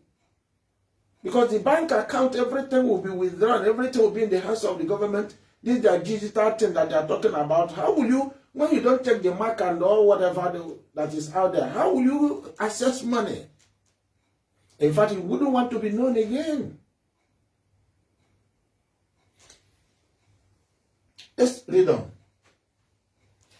Now, what is this desolation that he's talking about? Abomination of desolation. Pig. Animal called pig was slaughtered in the days of Israelites. When the tribe of Judah was still in the land. When Antiochus or Antiochus, when he was, to destroy the Jews, when he made himself the beast. I don't know whether it's the second beast or the third beast, because there was the first beast. Nimrod was the first beast. Nebuchadnezzar was also a beast in his own time. So when this Antiochus was in Jerusalem, what he did was to kill what? Pig. That's abomination before Yahweh. Book of Isaiah captured this, that those who eat pig or who sacrifice with pig and all that, they commit is abomination which Yahweh hates, and Yahweh said he was going to destroy them. So this leader intentionally took pig, slaughtered pig, poured it at the altar, because they're talking about second temple or wherever they're going to station the animal sacrifice, bringing in sacrificing of animal. So the type of animal he will use to sacrifice, or he will sacrifice for his idol, will be pig. And true Israelites hear that, they will flee, they will run away. So when you see such a thing happen, and that's why every eyes will be on Jerusalem. Like the feast we are about to celebrate, we are looking at when the moon will be sighted in Jerusalem, then the feast will begin. So also, whatever they will be doing in the temple in Jerusalem, we will put our ears and our eyes, our mind, Yahweh will let us know. When that is done, wherever you are, flee. So that is the abomination of desolation is talking about. As was spoken by Daniel the prophet, standing in the holy place, whoever is, let him understand. This was reported in Mark chapter 13, verse 14. Then let those who are in Judea flee to the mountains. People will flee to the mountains. Because even at that time, prior to destruction of Jerusalem and the destruction of the temple, Yeshua told the disciples, and they preached it in the land, that in Judea, when you see this thing happen in the temple in Jerusalem, when this power will kill a pig at the altar, if you are in the farm, flee from the farm. If you are in the house, don't go to house top to say, oh, you want to hide there. Flee, run away. Because the foot soldiers of the beast that will be in power, will be hunting Israelites. Those who will not worship the beast. Because this thing is meant, that everybody will worship at that time. This power, the beast, is slaughtering the pig so that to his god, to his idol, so that everybody will join him to worship that idol. And the children of Yahweh will rebel, will say no. So those who understand the signs, who understands the message of today, will notice that Yeshua warned. So Yeshua put up this, you see, what all these things had happened at one point or the other in the world. The world we live moves like a rotating something, turning from point A through point A, B, C, Z to point A again and begin again. So from time to time. So there is repetition of certain events, certain prophecies. They are repeating. And here we will see repetition of this thing. And this particular repetition event that is going to occur will usher in the last beast, the last human beast that is going to say no to the law of Yahweh, to the commandments of Yahweh. Then the children of Yahweh are here being warned to get ready to flee. Then let those who are in Judea flee to the mountains. Let him who is on the housetop not go down to take anything out of his house. So I pity those who are today laboring and laboring and laboring. I don't say you should not work. No. But for you to have your heart and mind and determine that you must be, you must reach yourself to the point the whole world will be your territory or your constituency in terms of wealth, you are wasting your time. Because when this trouble will start shooting everywhere, you will leave all that you acquired, the world that you are carrying on your head, you will leave it wherever you are. And that's why if you were careful, you would have heard in the book of Joel chapter 2. Yahweh said, because you left everything in the Gentile world, in the land of Israel where you are going, he's going to restore them. So all those things that caterpillars, cankerworms, and all manner of locusts had eaten, he is going to restore them. He told us. So why are we breaking our head? Today, being the feast of trumpet, how many are tuned in? How many are ready to pay attention to this instruction so that they will learn, so that they will be ready for the D-Day? Because it is like a cloud heralding the rain that is going to pour. Unfortunately, not many are paying attention. Verse 17, now verse 18. And let him who is in the field not go back to the house to get his clothes. If you're in the field, don't bother about your clothes. But the issue is, you must have been prepared, because the time will come when you are stepping out, you will prepare. It's like they said in the UK, prepare for all time weather. If you are stepping out, make sure you clothe yourself properly, because you don't know what weather you don't know whether it will be snow, you don't know whether it will be sunny, you don't know whether it will be raining, you don't know whatever weather. So when you prepare yourself, once the weather changes, you adapt immediately. So that's what Yeshua is saying here, that you should get yourself prepared. Wherever you are going, get prepared. Wherever the children are going, let them get prepared, because it's to every man on his own. When the chips are down, you wouldn't be where you are, you'll be looking for your child. No! You'll be running to where? Mountain, wilderness. That's what he's saying. Save yourself. Verse 18. And let him who is in the field not go back to to get his clothes. Whatever you put on is what you're going to wear and go and run away. Whatever you have, if you have some extra, you're going to take those extra and run away. That's why preparing is important. When you are leaving your home in this United Kingdom, you prepare for the weather, because you don't know what weather you are going to meet. But woe to those who are pregnant and to those who are nursing babies in those days. And pray that your flight may not be in the winter or on the Sabbath day.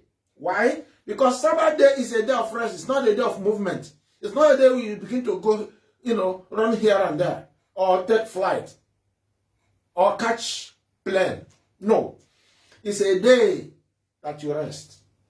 Winter is a horrible moment to be in the wilderness or in the outskirts out there. Snow is there. The cold is there. So one may be suffering.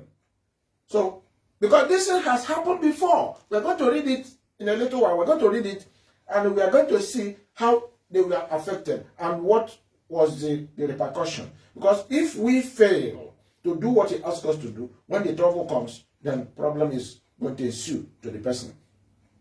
For then there will be great tribulation, such as has not been since the beginning of the world until this time, nor ever shall be. So this particular point in time that is asking us to get ourselves prepared and flee is time of great tribulation. We have seen how preparing, getting ourselves ready is important. Daniel chapter 9 verse 26 pointed out about this time of great tribulation that is going to ensue. Verse 22. And unless those days were shortened, no flesh will be saved. Yahweh is going to ensure, because of his children, because of the obedient ones, he's going to cut the days short. But for the elect's sake, those days will be shortened. Then, if anyone says to you, look, here is the Messiah, or there, do not believe it. For false Messiah, false anointed ones, false teachers or prophets will rise and show great signs and wonders to deceive. Their work is to deceive, if possible, even the elect. See, I have told you beforehand. Yes, Yeshua has told us, has warned us beforehand that all this is going to happen. And they're going to lie to you, tell you that even the Messiah is by your corner, by your side, by your house, or is, in a particular city. You should either run and go and meet him or do whatever. Don't listen, because lots of lies will be flying here and there in order to catch up those who would have escaped. Now, in a nutshell, here we learn what it will take for us to get prepared, to flee. There are things you need to be doing. First and foremost, preparation is to take time to study the word of Yahweh. Understand the instructions given. Understand meticulously A, B, C of what we ought to know and what we should be, practicing. So that when the chips are down, when the time comes, you wouldn't be asking Mr. A, B, what will I do? How will I do this? Because that will also happen. Many people will be asking, should I turn to the left or should I turn to the right, or what will I be doing, and all that. They will be caught up. There will be no time at that time. In fact, teachers will be lacking. People will be running. Every pastors, people, those who are true children of Yahweh, they will be fleeing for their life. So who will you catch to be teaching you, to be a teacher? This is the time. Yahweh has called us to learn, to understand, so that we will be part of what is, we'll be in the know. We'll have understanding of what is about to happen. Now, the Book of Covenant has given us authority to do what? To flee. Get yourself prepared. Know what you're supposed to know. Study what you're supposed to study. Let it be in your heart. Let it be in your mind. Now, you are, number one, equipped. Number two, you are given the confidence that, yes, this is what will happen, it will surely happen. That confidence is in you that in the end, when you are moving, you are moving. Nobody will stop you because they will say, don't go. People will say, don't go to the wilderness. People will say, don't go to the mountain. People will stand against you. Look at when Lot and the wife were fleeing from the land of Sodom and Gomorrah. They themselves almost stopped themselves. They almost stopped themselves. The angels have to pull them out and say, move, go.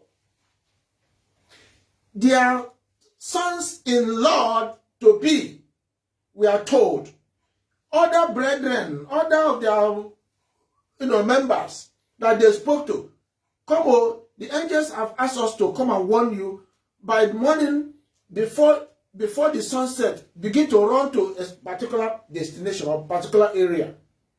They laugh at them, they mock them, they just make jest of them. I believe that weakened Lot and the wife, that when they entered into the house, they were even not ready to go, to move. Or they were not believing the angels again. The angels had to pull them and move them out. The same thing will happen in these last days. As Yahweh is saying, these are the signs. When you see the signs move, people will not move. Many people will not want to move. We are going to read it in the scriptures. It's written already.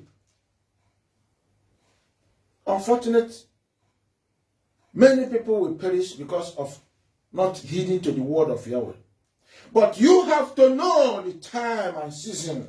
And when that time comes, move. Don't look at anybody. Even if it is father restricting you, even if it is mother restricting you, even if it's somebody that is saying, oh, what of your mountain that you have? Who will enjoy it? Who will live there? Leave all those things and move. Let the book of covenant teach us. Let's pay attention. The book of covenant will teach us.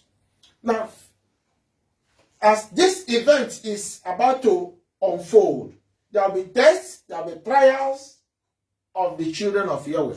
And even men, human beings on earth, will face the trials. Revelation, what is the answer? Yahshua gave us the answer. And what was the nature of the answer? What did he bring out or show us in the answer he gave? Trial, temptations, and all that is going to ensue. What is that was brought out from it? Let's read Revelation chapter 3, 8 and 10. I know your works. See, I have set before you an open door. This is Yeshua now telling us. And no one can shut it, for you have a little strength. You have kept my word and have not denied my name. Two things there. Though they are not many that believe Yahweh, they don't have the wherewithal, the weapons to fight the enemies. They are limited. They cannot even fight. Yahweh is with them, but there is something that is going to give them the victory. They know the name of Yahweh and they have the word of Yahweh. Did you read it there? I read it. And no one can shut it, for you who have a little strength, and you have kept my word and have not denied my name. Now, verse 10 says, because you have kept my commandment to persevere, I also will keep you from the hour of trial which shall come upon the whole world to test those who dwell on the earth. This sounds like Isaiah chapter 24, where he said the entire world is going to be judged because they have violated his law and his covenant. They have broken the everlasting covenant. Because there is violation of Yahweh's name, because there is violation of Yahweh's Torah, Yahweh's instruction, now the world will be under trial. This is the time of tribulation. This is the time of tribulation. So this is Yeshua's response to this. And we read in Jubilees 17. Jubilees, the book of Jubilees chapter 17. 17 to 18, the same thing was mentioned that Abraham faced trials. Abraham faced trials. When he entered the land of Canaan, he was tried, left, right, and center. Brethren, catch this. As we head into the time of, or the close of this age, Yahweh will literally try his people. Those who will keep his name, and those who will keep this Torah, this covenant commandments given to us. Yes, this is the biblical truth, not just fact, biblical truth. So, when you are accosted with issues of life, problems of life, do not be worried, do not be shaken, do not be disturbed. Continue to trust Yahweh and ask for his favor, his mercy, to overcome, to outwit the situation and move forward. Because you will be tried. I will be tried. And the trial is ongoing. It's ongoing. Every day of our lives. Things that we come across that hold us. There are things we cannot do or we are not able to do. But we are, overcoming them in one way or the other because we continue to look unto Yeshua, who is our guide in this journey. Now, let's look at the word of Yahweh in Jeremiah that is also telling us how Babylon, at the time Babylon is going to fall, the fleeing or the running away or removing ourselves from one point to the other will happen. And Yahweh ministered to us. Jeremiah chapter 50, 1 to 19. Quickly.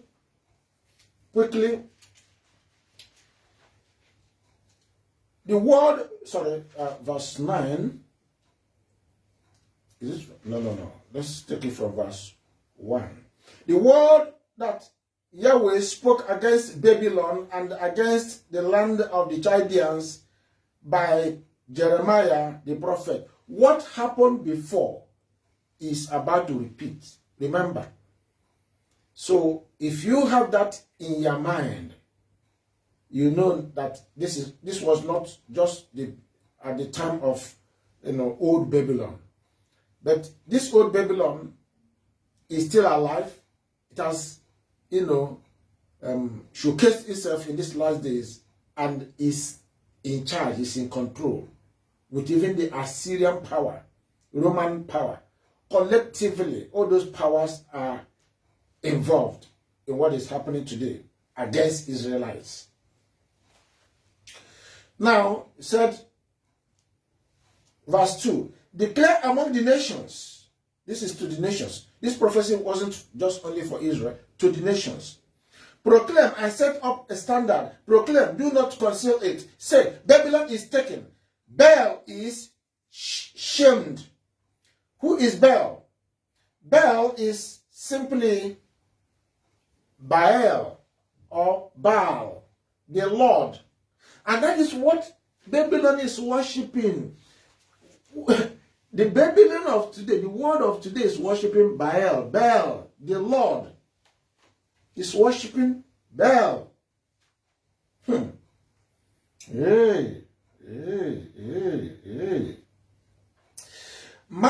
Merodach. Who is Merodach here? Who is Merodach here? Merodach is broken in pieces. Her idols are humiliated. Her images are broken in pieces. Merodach is Marduk or Merodach is one of the old Babylonian gods, which is today also worshipped. They have renamed it in its own way, and it is called God.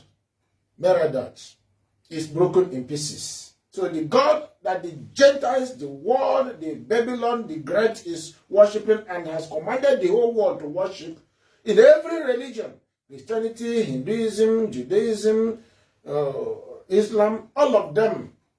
Now, hear the word of Yahweh here. So, Merodach is broken in pieces. Her idols are humiliated. Her images are broken in pieces. For out of the north, a nation comes up against her. Did you hear that? Out of the north. Now, where is the north? I mentioned before, north, east, south, and so on and so forth. Particularly north and east. When, in the days of Noah, Yahweh divided the world into three.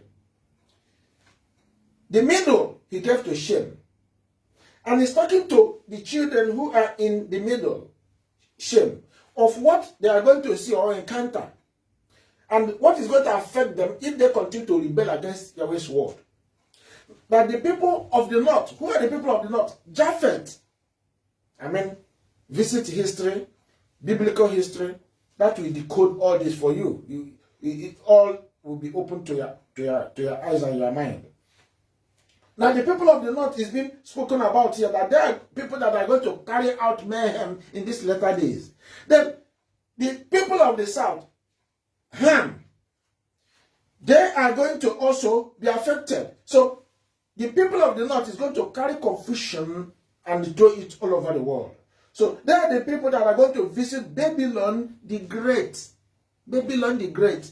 And recently, guess what? The people of the north, they combined. I saw Russia, I saw China, they come together about 2 weeks ago.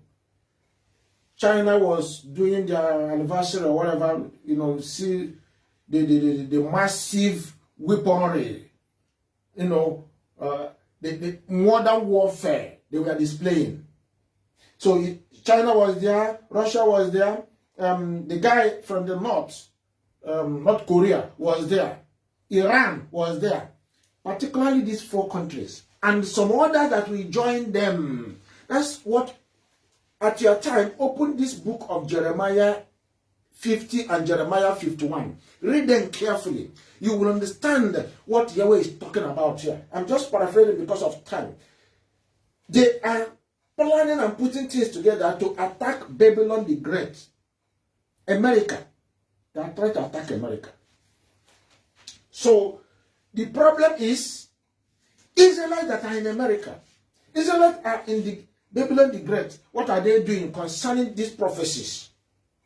What are they doing concerning these prophecies? Are they preparing? Those in Europe, those in UK, those in Germany, those in the Western Hemisphere, those in the South, the children of Ham in Africa, Israelites that are there, how are they preparing? How are they getting ready? Prepare yourself. The time is close. It's on hand. Now, which make her desolate, and no one shall dwell therein. After Babylon the Great is down, no one shall dwell there. That is, life will no longer flourish as it is. Things will go down. Things will go haywire.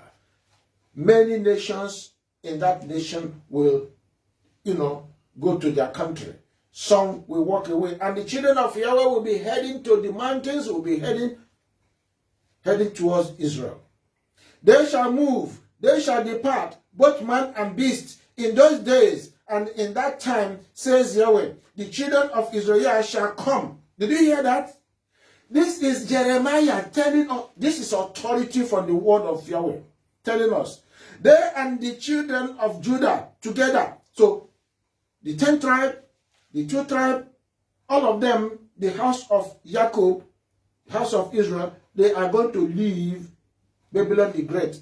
And it's not only Babylon the Great, America, that they are going to leave. They are going to leave Europe, they are going to leave Africa, they are going to leave Asia, and they will be going home.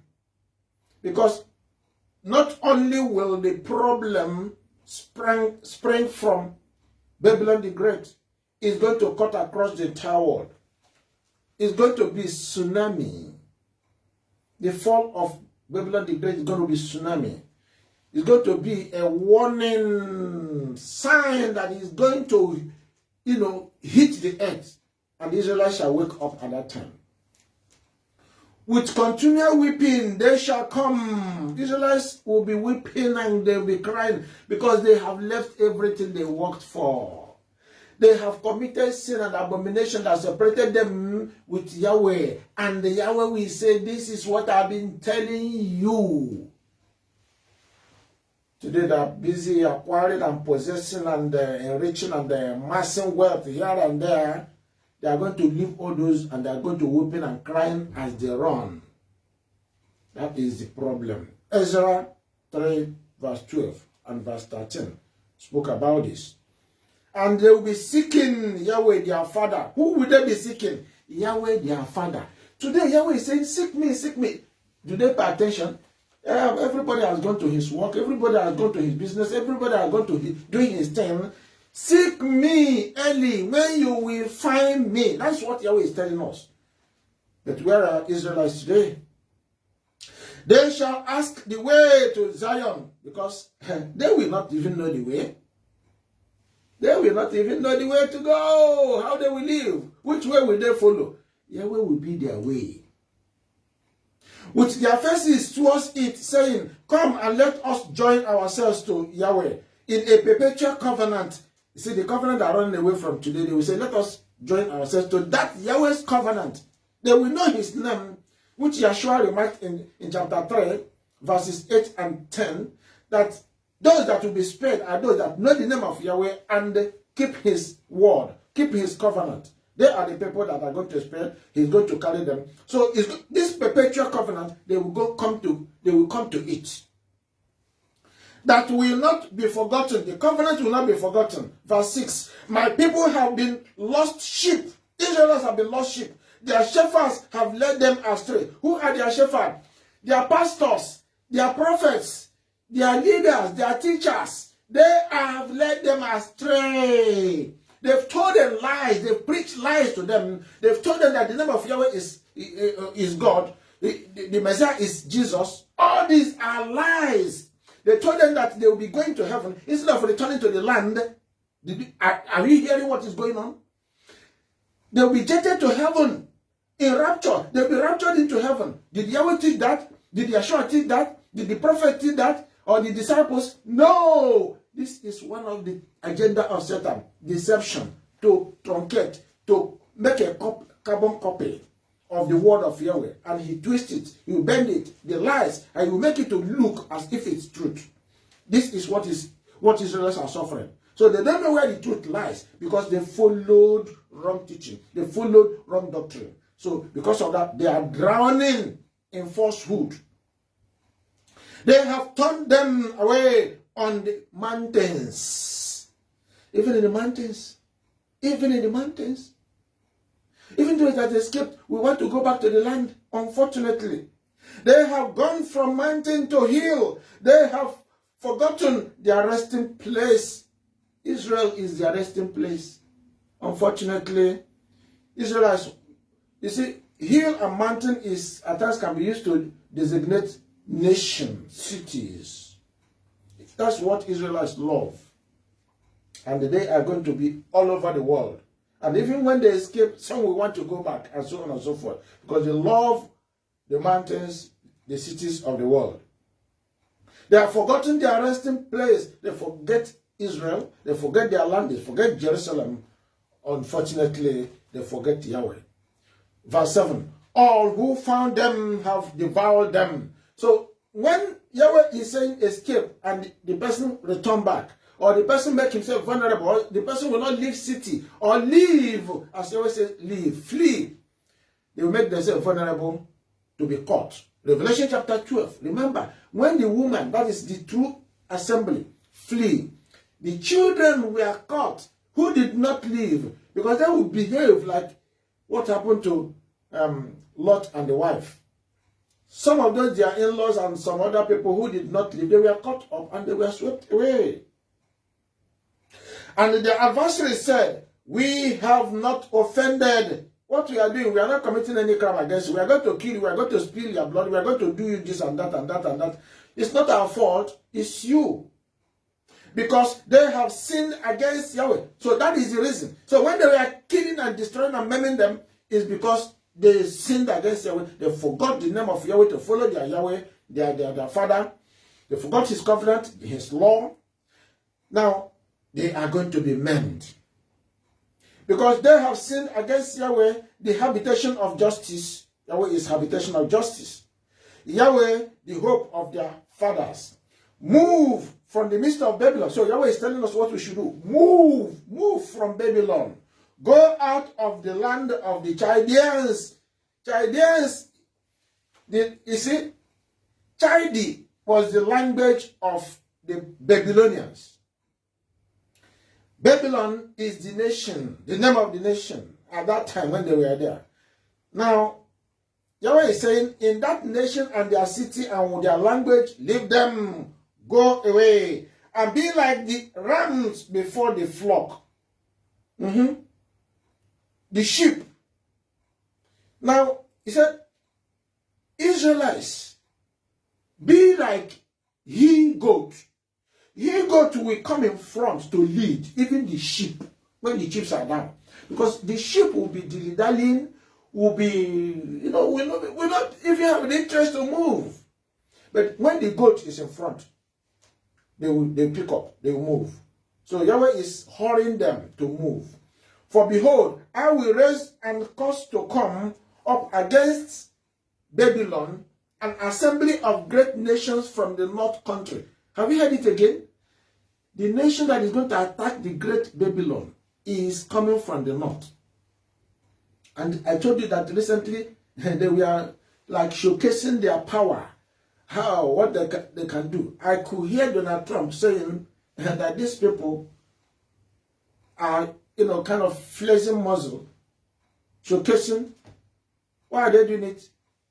Maybe they want to make America jealous, or they want to showcase that America, they are equal to America, they can match America and all that. So whatever they are displaying, it is what is rooted here. What you saw happening few weeks ago, they were doing in China, is what is written here. It will soon fall out. An assembly of great nations from the north country, and they shall array themselves against her. From there she shall be captured. Their arrows shall be like those of an expert warrior. None shall return in vain. And the Chaldee or Chaldea shall become plunder. All who plunder her shall be satisfied, and says Yahweh. So at that time, they'll be happy. They have achieved their aim. And Babylon will be finally put down. The power of Babylon. The remaining part of Babylon will be weak until the entire Babylon collapses under the feet of Yeshua. But that power, their headquarters, is going to go down. Now, let's look at Revelation chapter 12, verse 6.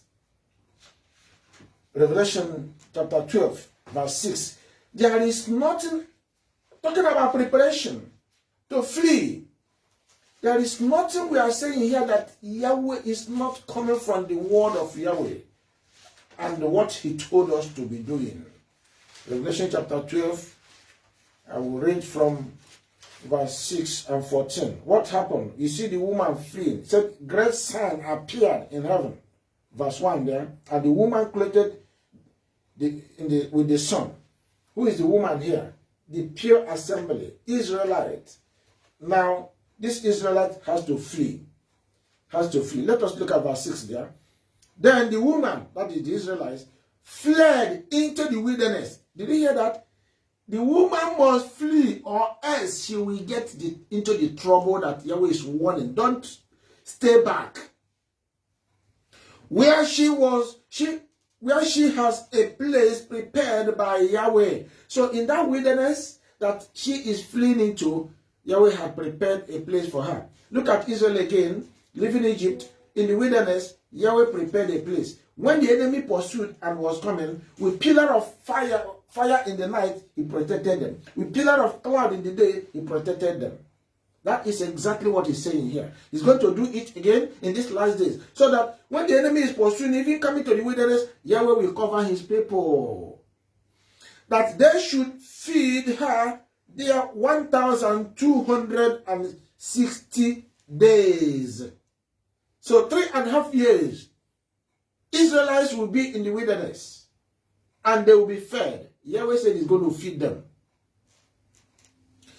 Now, if you go down, verse 14, it says, but the woman was given 2 wings of a great eagle, that she might fly into the wilderness to her place where she is nourished for a time, for 3.5 years, and a time and half a time, from the presence of the serpent. So this is 3.5 years.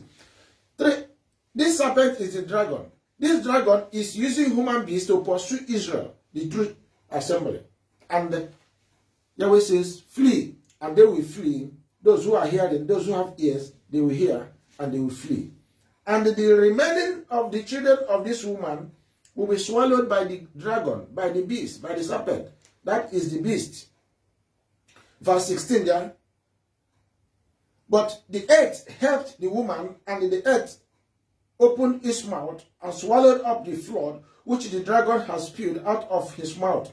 Verse 17. And the dragon was enraged with the woman, and he went to make war with the rest of her offspring, who keep the covenant, the commandments of Yahweh, and have the testimony of Yahshua HaMashiach. Now, why were these children of the woman, the true assembly, Israelites? Why? Because they were keeping the covenant, they were keeping the Yahweh's testimony. Why were they caught? Why didn't they, leave? Some of them may have struggled. Some of them may have, at that time be sluggish. Some of them may choose not to go anywhere and say, oh, by faith. Or they may be waiting. Those raptured people will be raptured. And all that. And all that. Because they didn't hold to the covenant completely. They didn't learn what the instruction, totally said. They will be caught up and they will be dealt with by the dragon, by the beast. So, to learn now is absolutely important. You won't say, oh, I have the covenant, I have the word, I have the commandments, I know it from Genesis to Revelation, I'm not going to move, I have faith. Yahweh say, move. Move is move. You are not greater and better than he who is teaching you, or the Yahshua who is instructing you what you should do. If you remain, you will pay the price. Revelation chapter 13. Let's look at Revelation chapter 13 again. That is the beast himself acting out at this time. Revelation 13,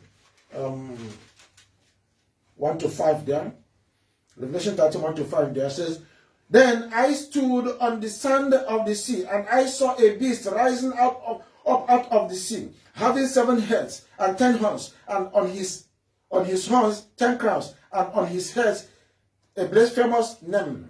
Now the beast which I saw was like a leopard, his feet was like the feet of a bear, and his mouth like the mouth of a lion. The dragon gave his power, his throne, and the great authority. So the dragon, Satan, is going to give him all the power. This human beast will be given all the power of Satan to act out for him, to work out for him, to achieve what? Worship. Listen carefully. Verse 3. And I saw one of his heads as if it had been mortally wounded, and his deadly wound was healed. And all the world marveled and followed the beast. The beast is being used by Satan so that as the world are going to be enticed to the beast, now the beast will make them to worship him. Listen in verse 4, what he said. So they worshipped the dragon. Listen, they worshipped the dragon who gave authority to the beast, and they worshipped the beast, saying, who is like the beast, who is able to make war with him. So indirectly, the dragon, Satan, is using the beast so that the beast is like throwing a bet. Whatever the beast is giving to them, the people of the world, they will swallow. In the process, the beast will make them to worship the dragon, Satan. So Satan is looking for worship. Is seeking men to bow to him. And that is what he's going to do. And that is what he wants to achieve. Now, verse 16 and 17 there. Revelation 13, 16 and 17. He causes all, both small and great, rich and poor, free and slave, to receive a mark on their right hand or on their foreheads, and that no one may buy or sell except one who has the mark or the name of the beast or the number of his name. So anybody who will not move, Israelites who will not move, people of Yahweh who will not move, Gentile believers who will not move, they will receive the mark. Because there is no two ways. Yahweh wants you to get away. Plus or minus, somebody will be affected. If the person remains in the city, the person remains in their midst, he'll be caught. Or he bow to the beast and do whatever the beast commands them to do. That is what Yahweh wants to avoid. Leave, flee. Now, we are to flee and forsake baggage. Many will not forget. Many will not leave their trinket, their gold, their silver, their diamond, their airplane, their, whatever that they have, the world they possess. They will not want to leave it. They will not want to run. They will not want to flee. Let's look at Matthew 19 again. Matthew 19, Yeshua warned concerning, those who will not flee, what they are going to receive, what they are going to get. He's been saying it in different ways. Let's listen to him again. In 19, 20, 29. 28, 29. So Yeshua said to them, assuredly I said to you, that in the regeneration, when the Son of Man sits on the throne of his glory, you who have followed me will also sit on 12 thrones, judging the 12 tribes of Israel. So assuredly, Yeshua is coming back, and those that hear him, listen to him, they will be part of his government. And everyone who has left houses, listen carefully. That's why he said, leave. Don't worry. You will have all those back. Yahweh is going to make them come back to you. He will return all those. Everyone who has left houses, because some people are going to leave their houses, who bent that house, everywhere they will get a house. Those houses, you will leave them. Who have left their brothers or sisters or father or mother or wife or children, because most of your siblings, your brothers, your sisters, your father, your mother may not follow you, may not run with you. They may say, oh, don't mind him. He's wasting time. He's seen vision of the devil. They will laugh at the person. They will mock at the person. Flee. So having lost them, when you get into the land, he said he's going to, replenish or give it back to you. For my name's sake, if you forsake all this for my name's sake, shall receive 100-fold and inherit eternal life. You will inherit eternal life. But many who are first will be last, and the last will be first. Why is it pointing to this? Why is it that many who are first, those that are hearing this word today, tomorrow they will change their mind? Those that are carrying the covenant, those that are carrying the Torah, those that know it from Genesis to Revelation, they may water down, they may slow down, they may be lukewarm, and they may not continue. Those who hear this, truth, when they will be quickened to hear it, they will jump up and prepare themselves quickly, and they will rush out. So some people will rush out, like Lot and the wife, as quickly as possible, and they may have prepared themselves in the last days of this trouble, and they will escape. You should avoid preparing yourself last minute. Last minute preparation could be dangerous. Because the person may not even find time. I believe that those who will make it the last minute receive enormous grace or favor from Yahweh. When are you fleeing into wilderness? When? Time again comes on board. Time of abomination of desolation, as written in Matthew 24, 15 to 21. We read it earlier. When that time comes, do not wait. When that time comes, do not. But before even that time, I guess and I believe when the temple of Jerusalem or whatever they are going to use in Jerusalem, in fact, when they restart animal sacrifice in Jerusalem, it's time to move, if you ask me. Because that will go on. When the temple is rebuilt, according to the scriptures and according to the prophets, it will take 3.5 years. So, from the time the temple is rebuilt or restarted, animal sacrifice is restarted, it's going to take 3.5 years. When the beast will break the covenant he will make with Israel at that time, those who are there calling themselves Israel, he will break the covenant he will make with them, and he will ask them to worship him. And ostensibly that will be worshiping the dragon, Satan. So, those who are wise, when they see the temple being rebuilt or being put in place, it's time for them to leave wherever they are. It's time to leave. Leave to where? Leave the city. From the city, then the next port of call will be heading to the mountain, heading to the wilderness. That is the setting. That is the package. Because from there, Yahweh will now pick them up and move them into the wilderness. And for safety as well, because at the very time when they will check out people of Yahweh, cut off people of Yahweh from following their government. That's by their rules and regulations, which we will not follow. The children of Yahweh, the covenant keepers will not follow. Then there will be issues. There will be so much problem, they will not be able to access most of the things that they ought to access for life. So how will they do it? Even for food, to eat food. Children of Yahweh, wherever they are, they will use their head to put some things together. Then when they eventually move into the wilderness, Yahweh will feed them. Yahweh will feed them. So it has happened before. What you're looking at has happened before. And let's look at Maccabees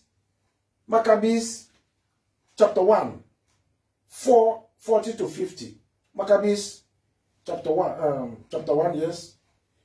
First Maccabees chapter 1, 40 to 50.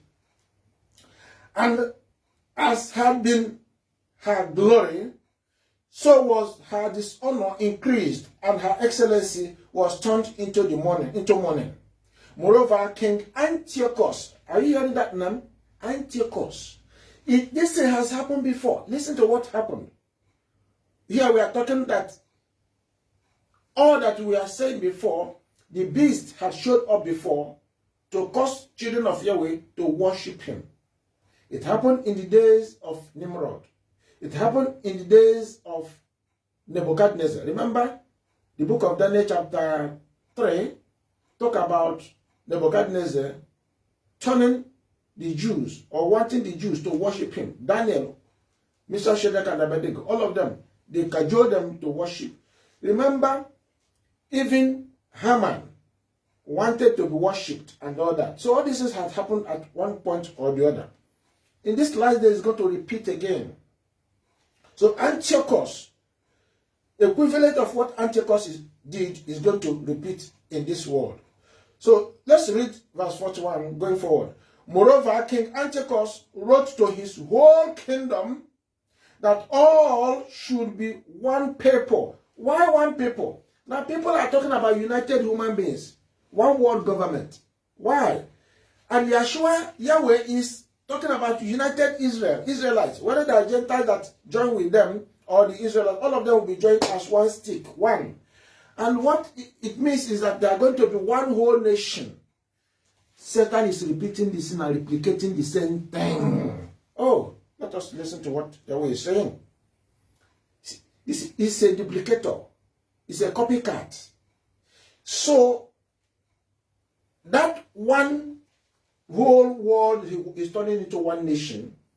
He wanted to worship him. Everything he's doing is to tune and point and make everybody to bow to him. As Yahweh has commanded humanity he created to worship him, Satan is copying the same thing. And everyone should live his laws. Are you hearing that? This beast is saying, live whatever law. He's talking to Israel, Who else is he talking to? It's Israel. You know that Israel is the one that has authentic law. Leave that law and bow to him, bow to his law. So all the heathen agreed according to the commandment of the king, according to the commandment of the beast. So the whole world will bow to the king of the earth, that is the beast. But the Israelites will say no, and Yahweh is telling them to say no. And if they say no, the beast will go against them to clear them. But Yahweh will come for them to protect them. That's what he's saying. Yeah. Many also of the Israelites consented to his religion. Are you hearing that? Some of the Israelites will adhere to this call of the king of the earth, the beast, to do what? To bow. And we read in Revelation chapter 12 there that some of the children of Yahweh did not flee. And the beast came back to swallow them up, to cut them off. And sacrificed unto idols and profaned the Sabbath. So the beast want to do away with Yahweh's covenant. The name of Yahweh, the law of Yahweh, the Sabbath of Yahweh, the festival of Yahweh. He want to destroy and remove everything. Everything about Yahweh, he want to stop on earth. That's the last assignment of the beast on earth. Unknown to him, Yeshua is coming back to deal with him. It's the final battle. We are entering into the final battle. For the king had sent letters by messengers unto Jerusalem and the cities of Judah, that they should follow the strange laws of the land. Strange laws is coming into the world. It's not only Judah this time around, because Israelites are in all the Gentiles of the world. So the letter is going to go around. The announcement is going to go around. Don't worship any other thing you worship. No more laws of your own. Oh, no more doctrine. It's one doctrine. Everybody will bow to the doctrine of the beast. And for burnt offerings, that's what he's going to tell them. That animal sacrifices that you are doing, because they're going to restart the animal sacrifice. He's going to tell them, stop offerings, burnt offerings, and sacrifice, and drink offerings in the temple. And that they should profane the Sabbaths and festival days. They should profane. They should kill animal, whatever it is. What is it? They should kill pig, even in the midst, so that the name of Yahweh, the worship of Yahweh will stop. Because Israelites, ordinarily when they see that, they will flee. They will stop going to the temple. So that they are going to do this so that they will pollute the temple. Verse 46. And pollute the sanctuary and the holy people. Pollute everyone. Set up altars and groves and chapels of idols. This is what they're going to do all over the world. They're going to set up altars, groves, chapels of idols, and sacrifice. They're going to sacrifice swine's flesh and unclean beasts. Did you hear that? Swine is pig. They're going to sacrifice it both in the altars, everywhere, anywhere. Is going to be common. This is what Yahweh called abomination. This is what Yeshua spotted and mentioned it to us in Matthew chapter 24, verse 15. We read it somewhere there. That is what they're going to do in these latter days. They're going to do it. They're going to repeat it. When you see this happening, go into the wilderness. Disappear into the wilderness.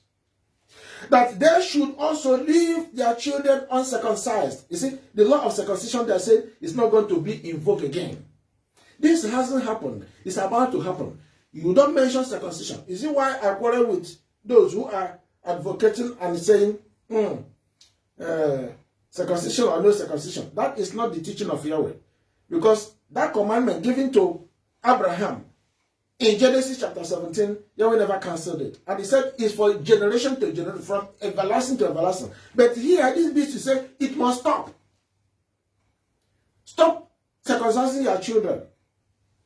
So, that they should also leave their children uncircumcised and make their souls abominable with all manner of uncleanness and profanation, to the end they might forget the law and change all the ordinances. They have started them already. Changing the law of Yahweh. And whosoever would not do according to the commandment of the king, he said he should die. So why would you be in the city? Why would you be caught in the midst of all this? Is either the person flee and avoid being pushed or persuaded to abide and worship the beast, or the person will remain in their midst and be swallowed. That is, the person remain in the city, remain in the confine where they are operating, the person will be swallowed up. He always said, don't try it, flee. Now what about 2 Maccabees 2, 19 to 22? 2 Maccabees 2, 19 to 22. The reason Yeshua says you should pray for your flight not to be on the Sabbath day. Let's read what happened in the time of old. Because whatever is about to happen has happened before. Yeshua is simply reminding us through the prophetic statement he put down for us so that we will remember in our time to act accordingly, according to his word. 2 Maccabees chapter 2, 19 to 22, verse 19. Now, as concerning Judas Maccabeus and his brethren, because it happened in their time in Judea, and the purification of the great temple, and the dedication of the altar, and the wars against Antiochus Epiphanes. Antiochus Epiphanes was the man, the beast then, who was ruling Jerusalem, controlling them. And he slaughtered pigs, swine, at the altar, the temple, and this brought confusion. Israelites were in trouble at that time. What would they do? But something was, happening, and he chose to do this at the Sabbath day. Sabbath day. What will happen? They cannot flee. They cannot flee. So that's why Yeshua reminded us that in time, there are signs we will begin to see. We start running head on to the wilderness, because it's time to begin to ask the children of Yahweh to worship the beast, worship the dragon. Should not worship the dragon. It's all about worship. And the wars against Antiochus Epiphanes and Ephator, his son, and the manifest signs that came from heaven unto those that behaved themselves manfully to their honor for Judaism. Those who behave themselves manfully, that is, those who were, following the commandments, the doctrine of Yahweh, who were keeping the Sabbath, who were keeping the doctrine of circumcision. Let's hear what he's saying here. So that being put a few, they overcame the whole country and chased barbarous multitudes, and they recovered again the temple renowned all the world over, and freed the city, and beheld the laws which were going down, Yahweh being gracious unto them with all favor. Now there were these Maccabees, that is Judas called Maccabees, and his brethren. He resisted with his people, because they later flee. The remnant, they were slaughtered, they were killed. Particularly, they choose to do this during the Sabbath day, when the children of Israel will not flee. In order this not to continue to happen and their name not to be raised, this man, Judas Maccabeus, and his brethren rose against this power, Antiochus, fought back, and they regained Jerusalem again. But one thing was that Yahweh was with them, because they wanted to uphold the law. You see, I understand that what is the fight is worshiping of Yahweh and keeping the law of Yahweh. Yahweh want to protect his name, which Yeshua mentioned in Revelation chapter 3 verse 8. Those who keep the name of the Father Yahweh, and those who keep the word, the law. So this is what the beast is coming to remove, the name of Yahweh and the law of Yahweh. So these Maccabees stood and fought, though many of them were killed. Yahweh showed up and fought and kept them there at that particular time and season. Verse 27. Even as it is no ease unto him that prepareth a banquet and seeketh the benefit of others, yet for the pleasuring of many we will undertake gladly this great pains, leaving to the author the exact handling of every particular ending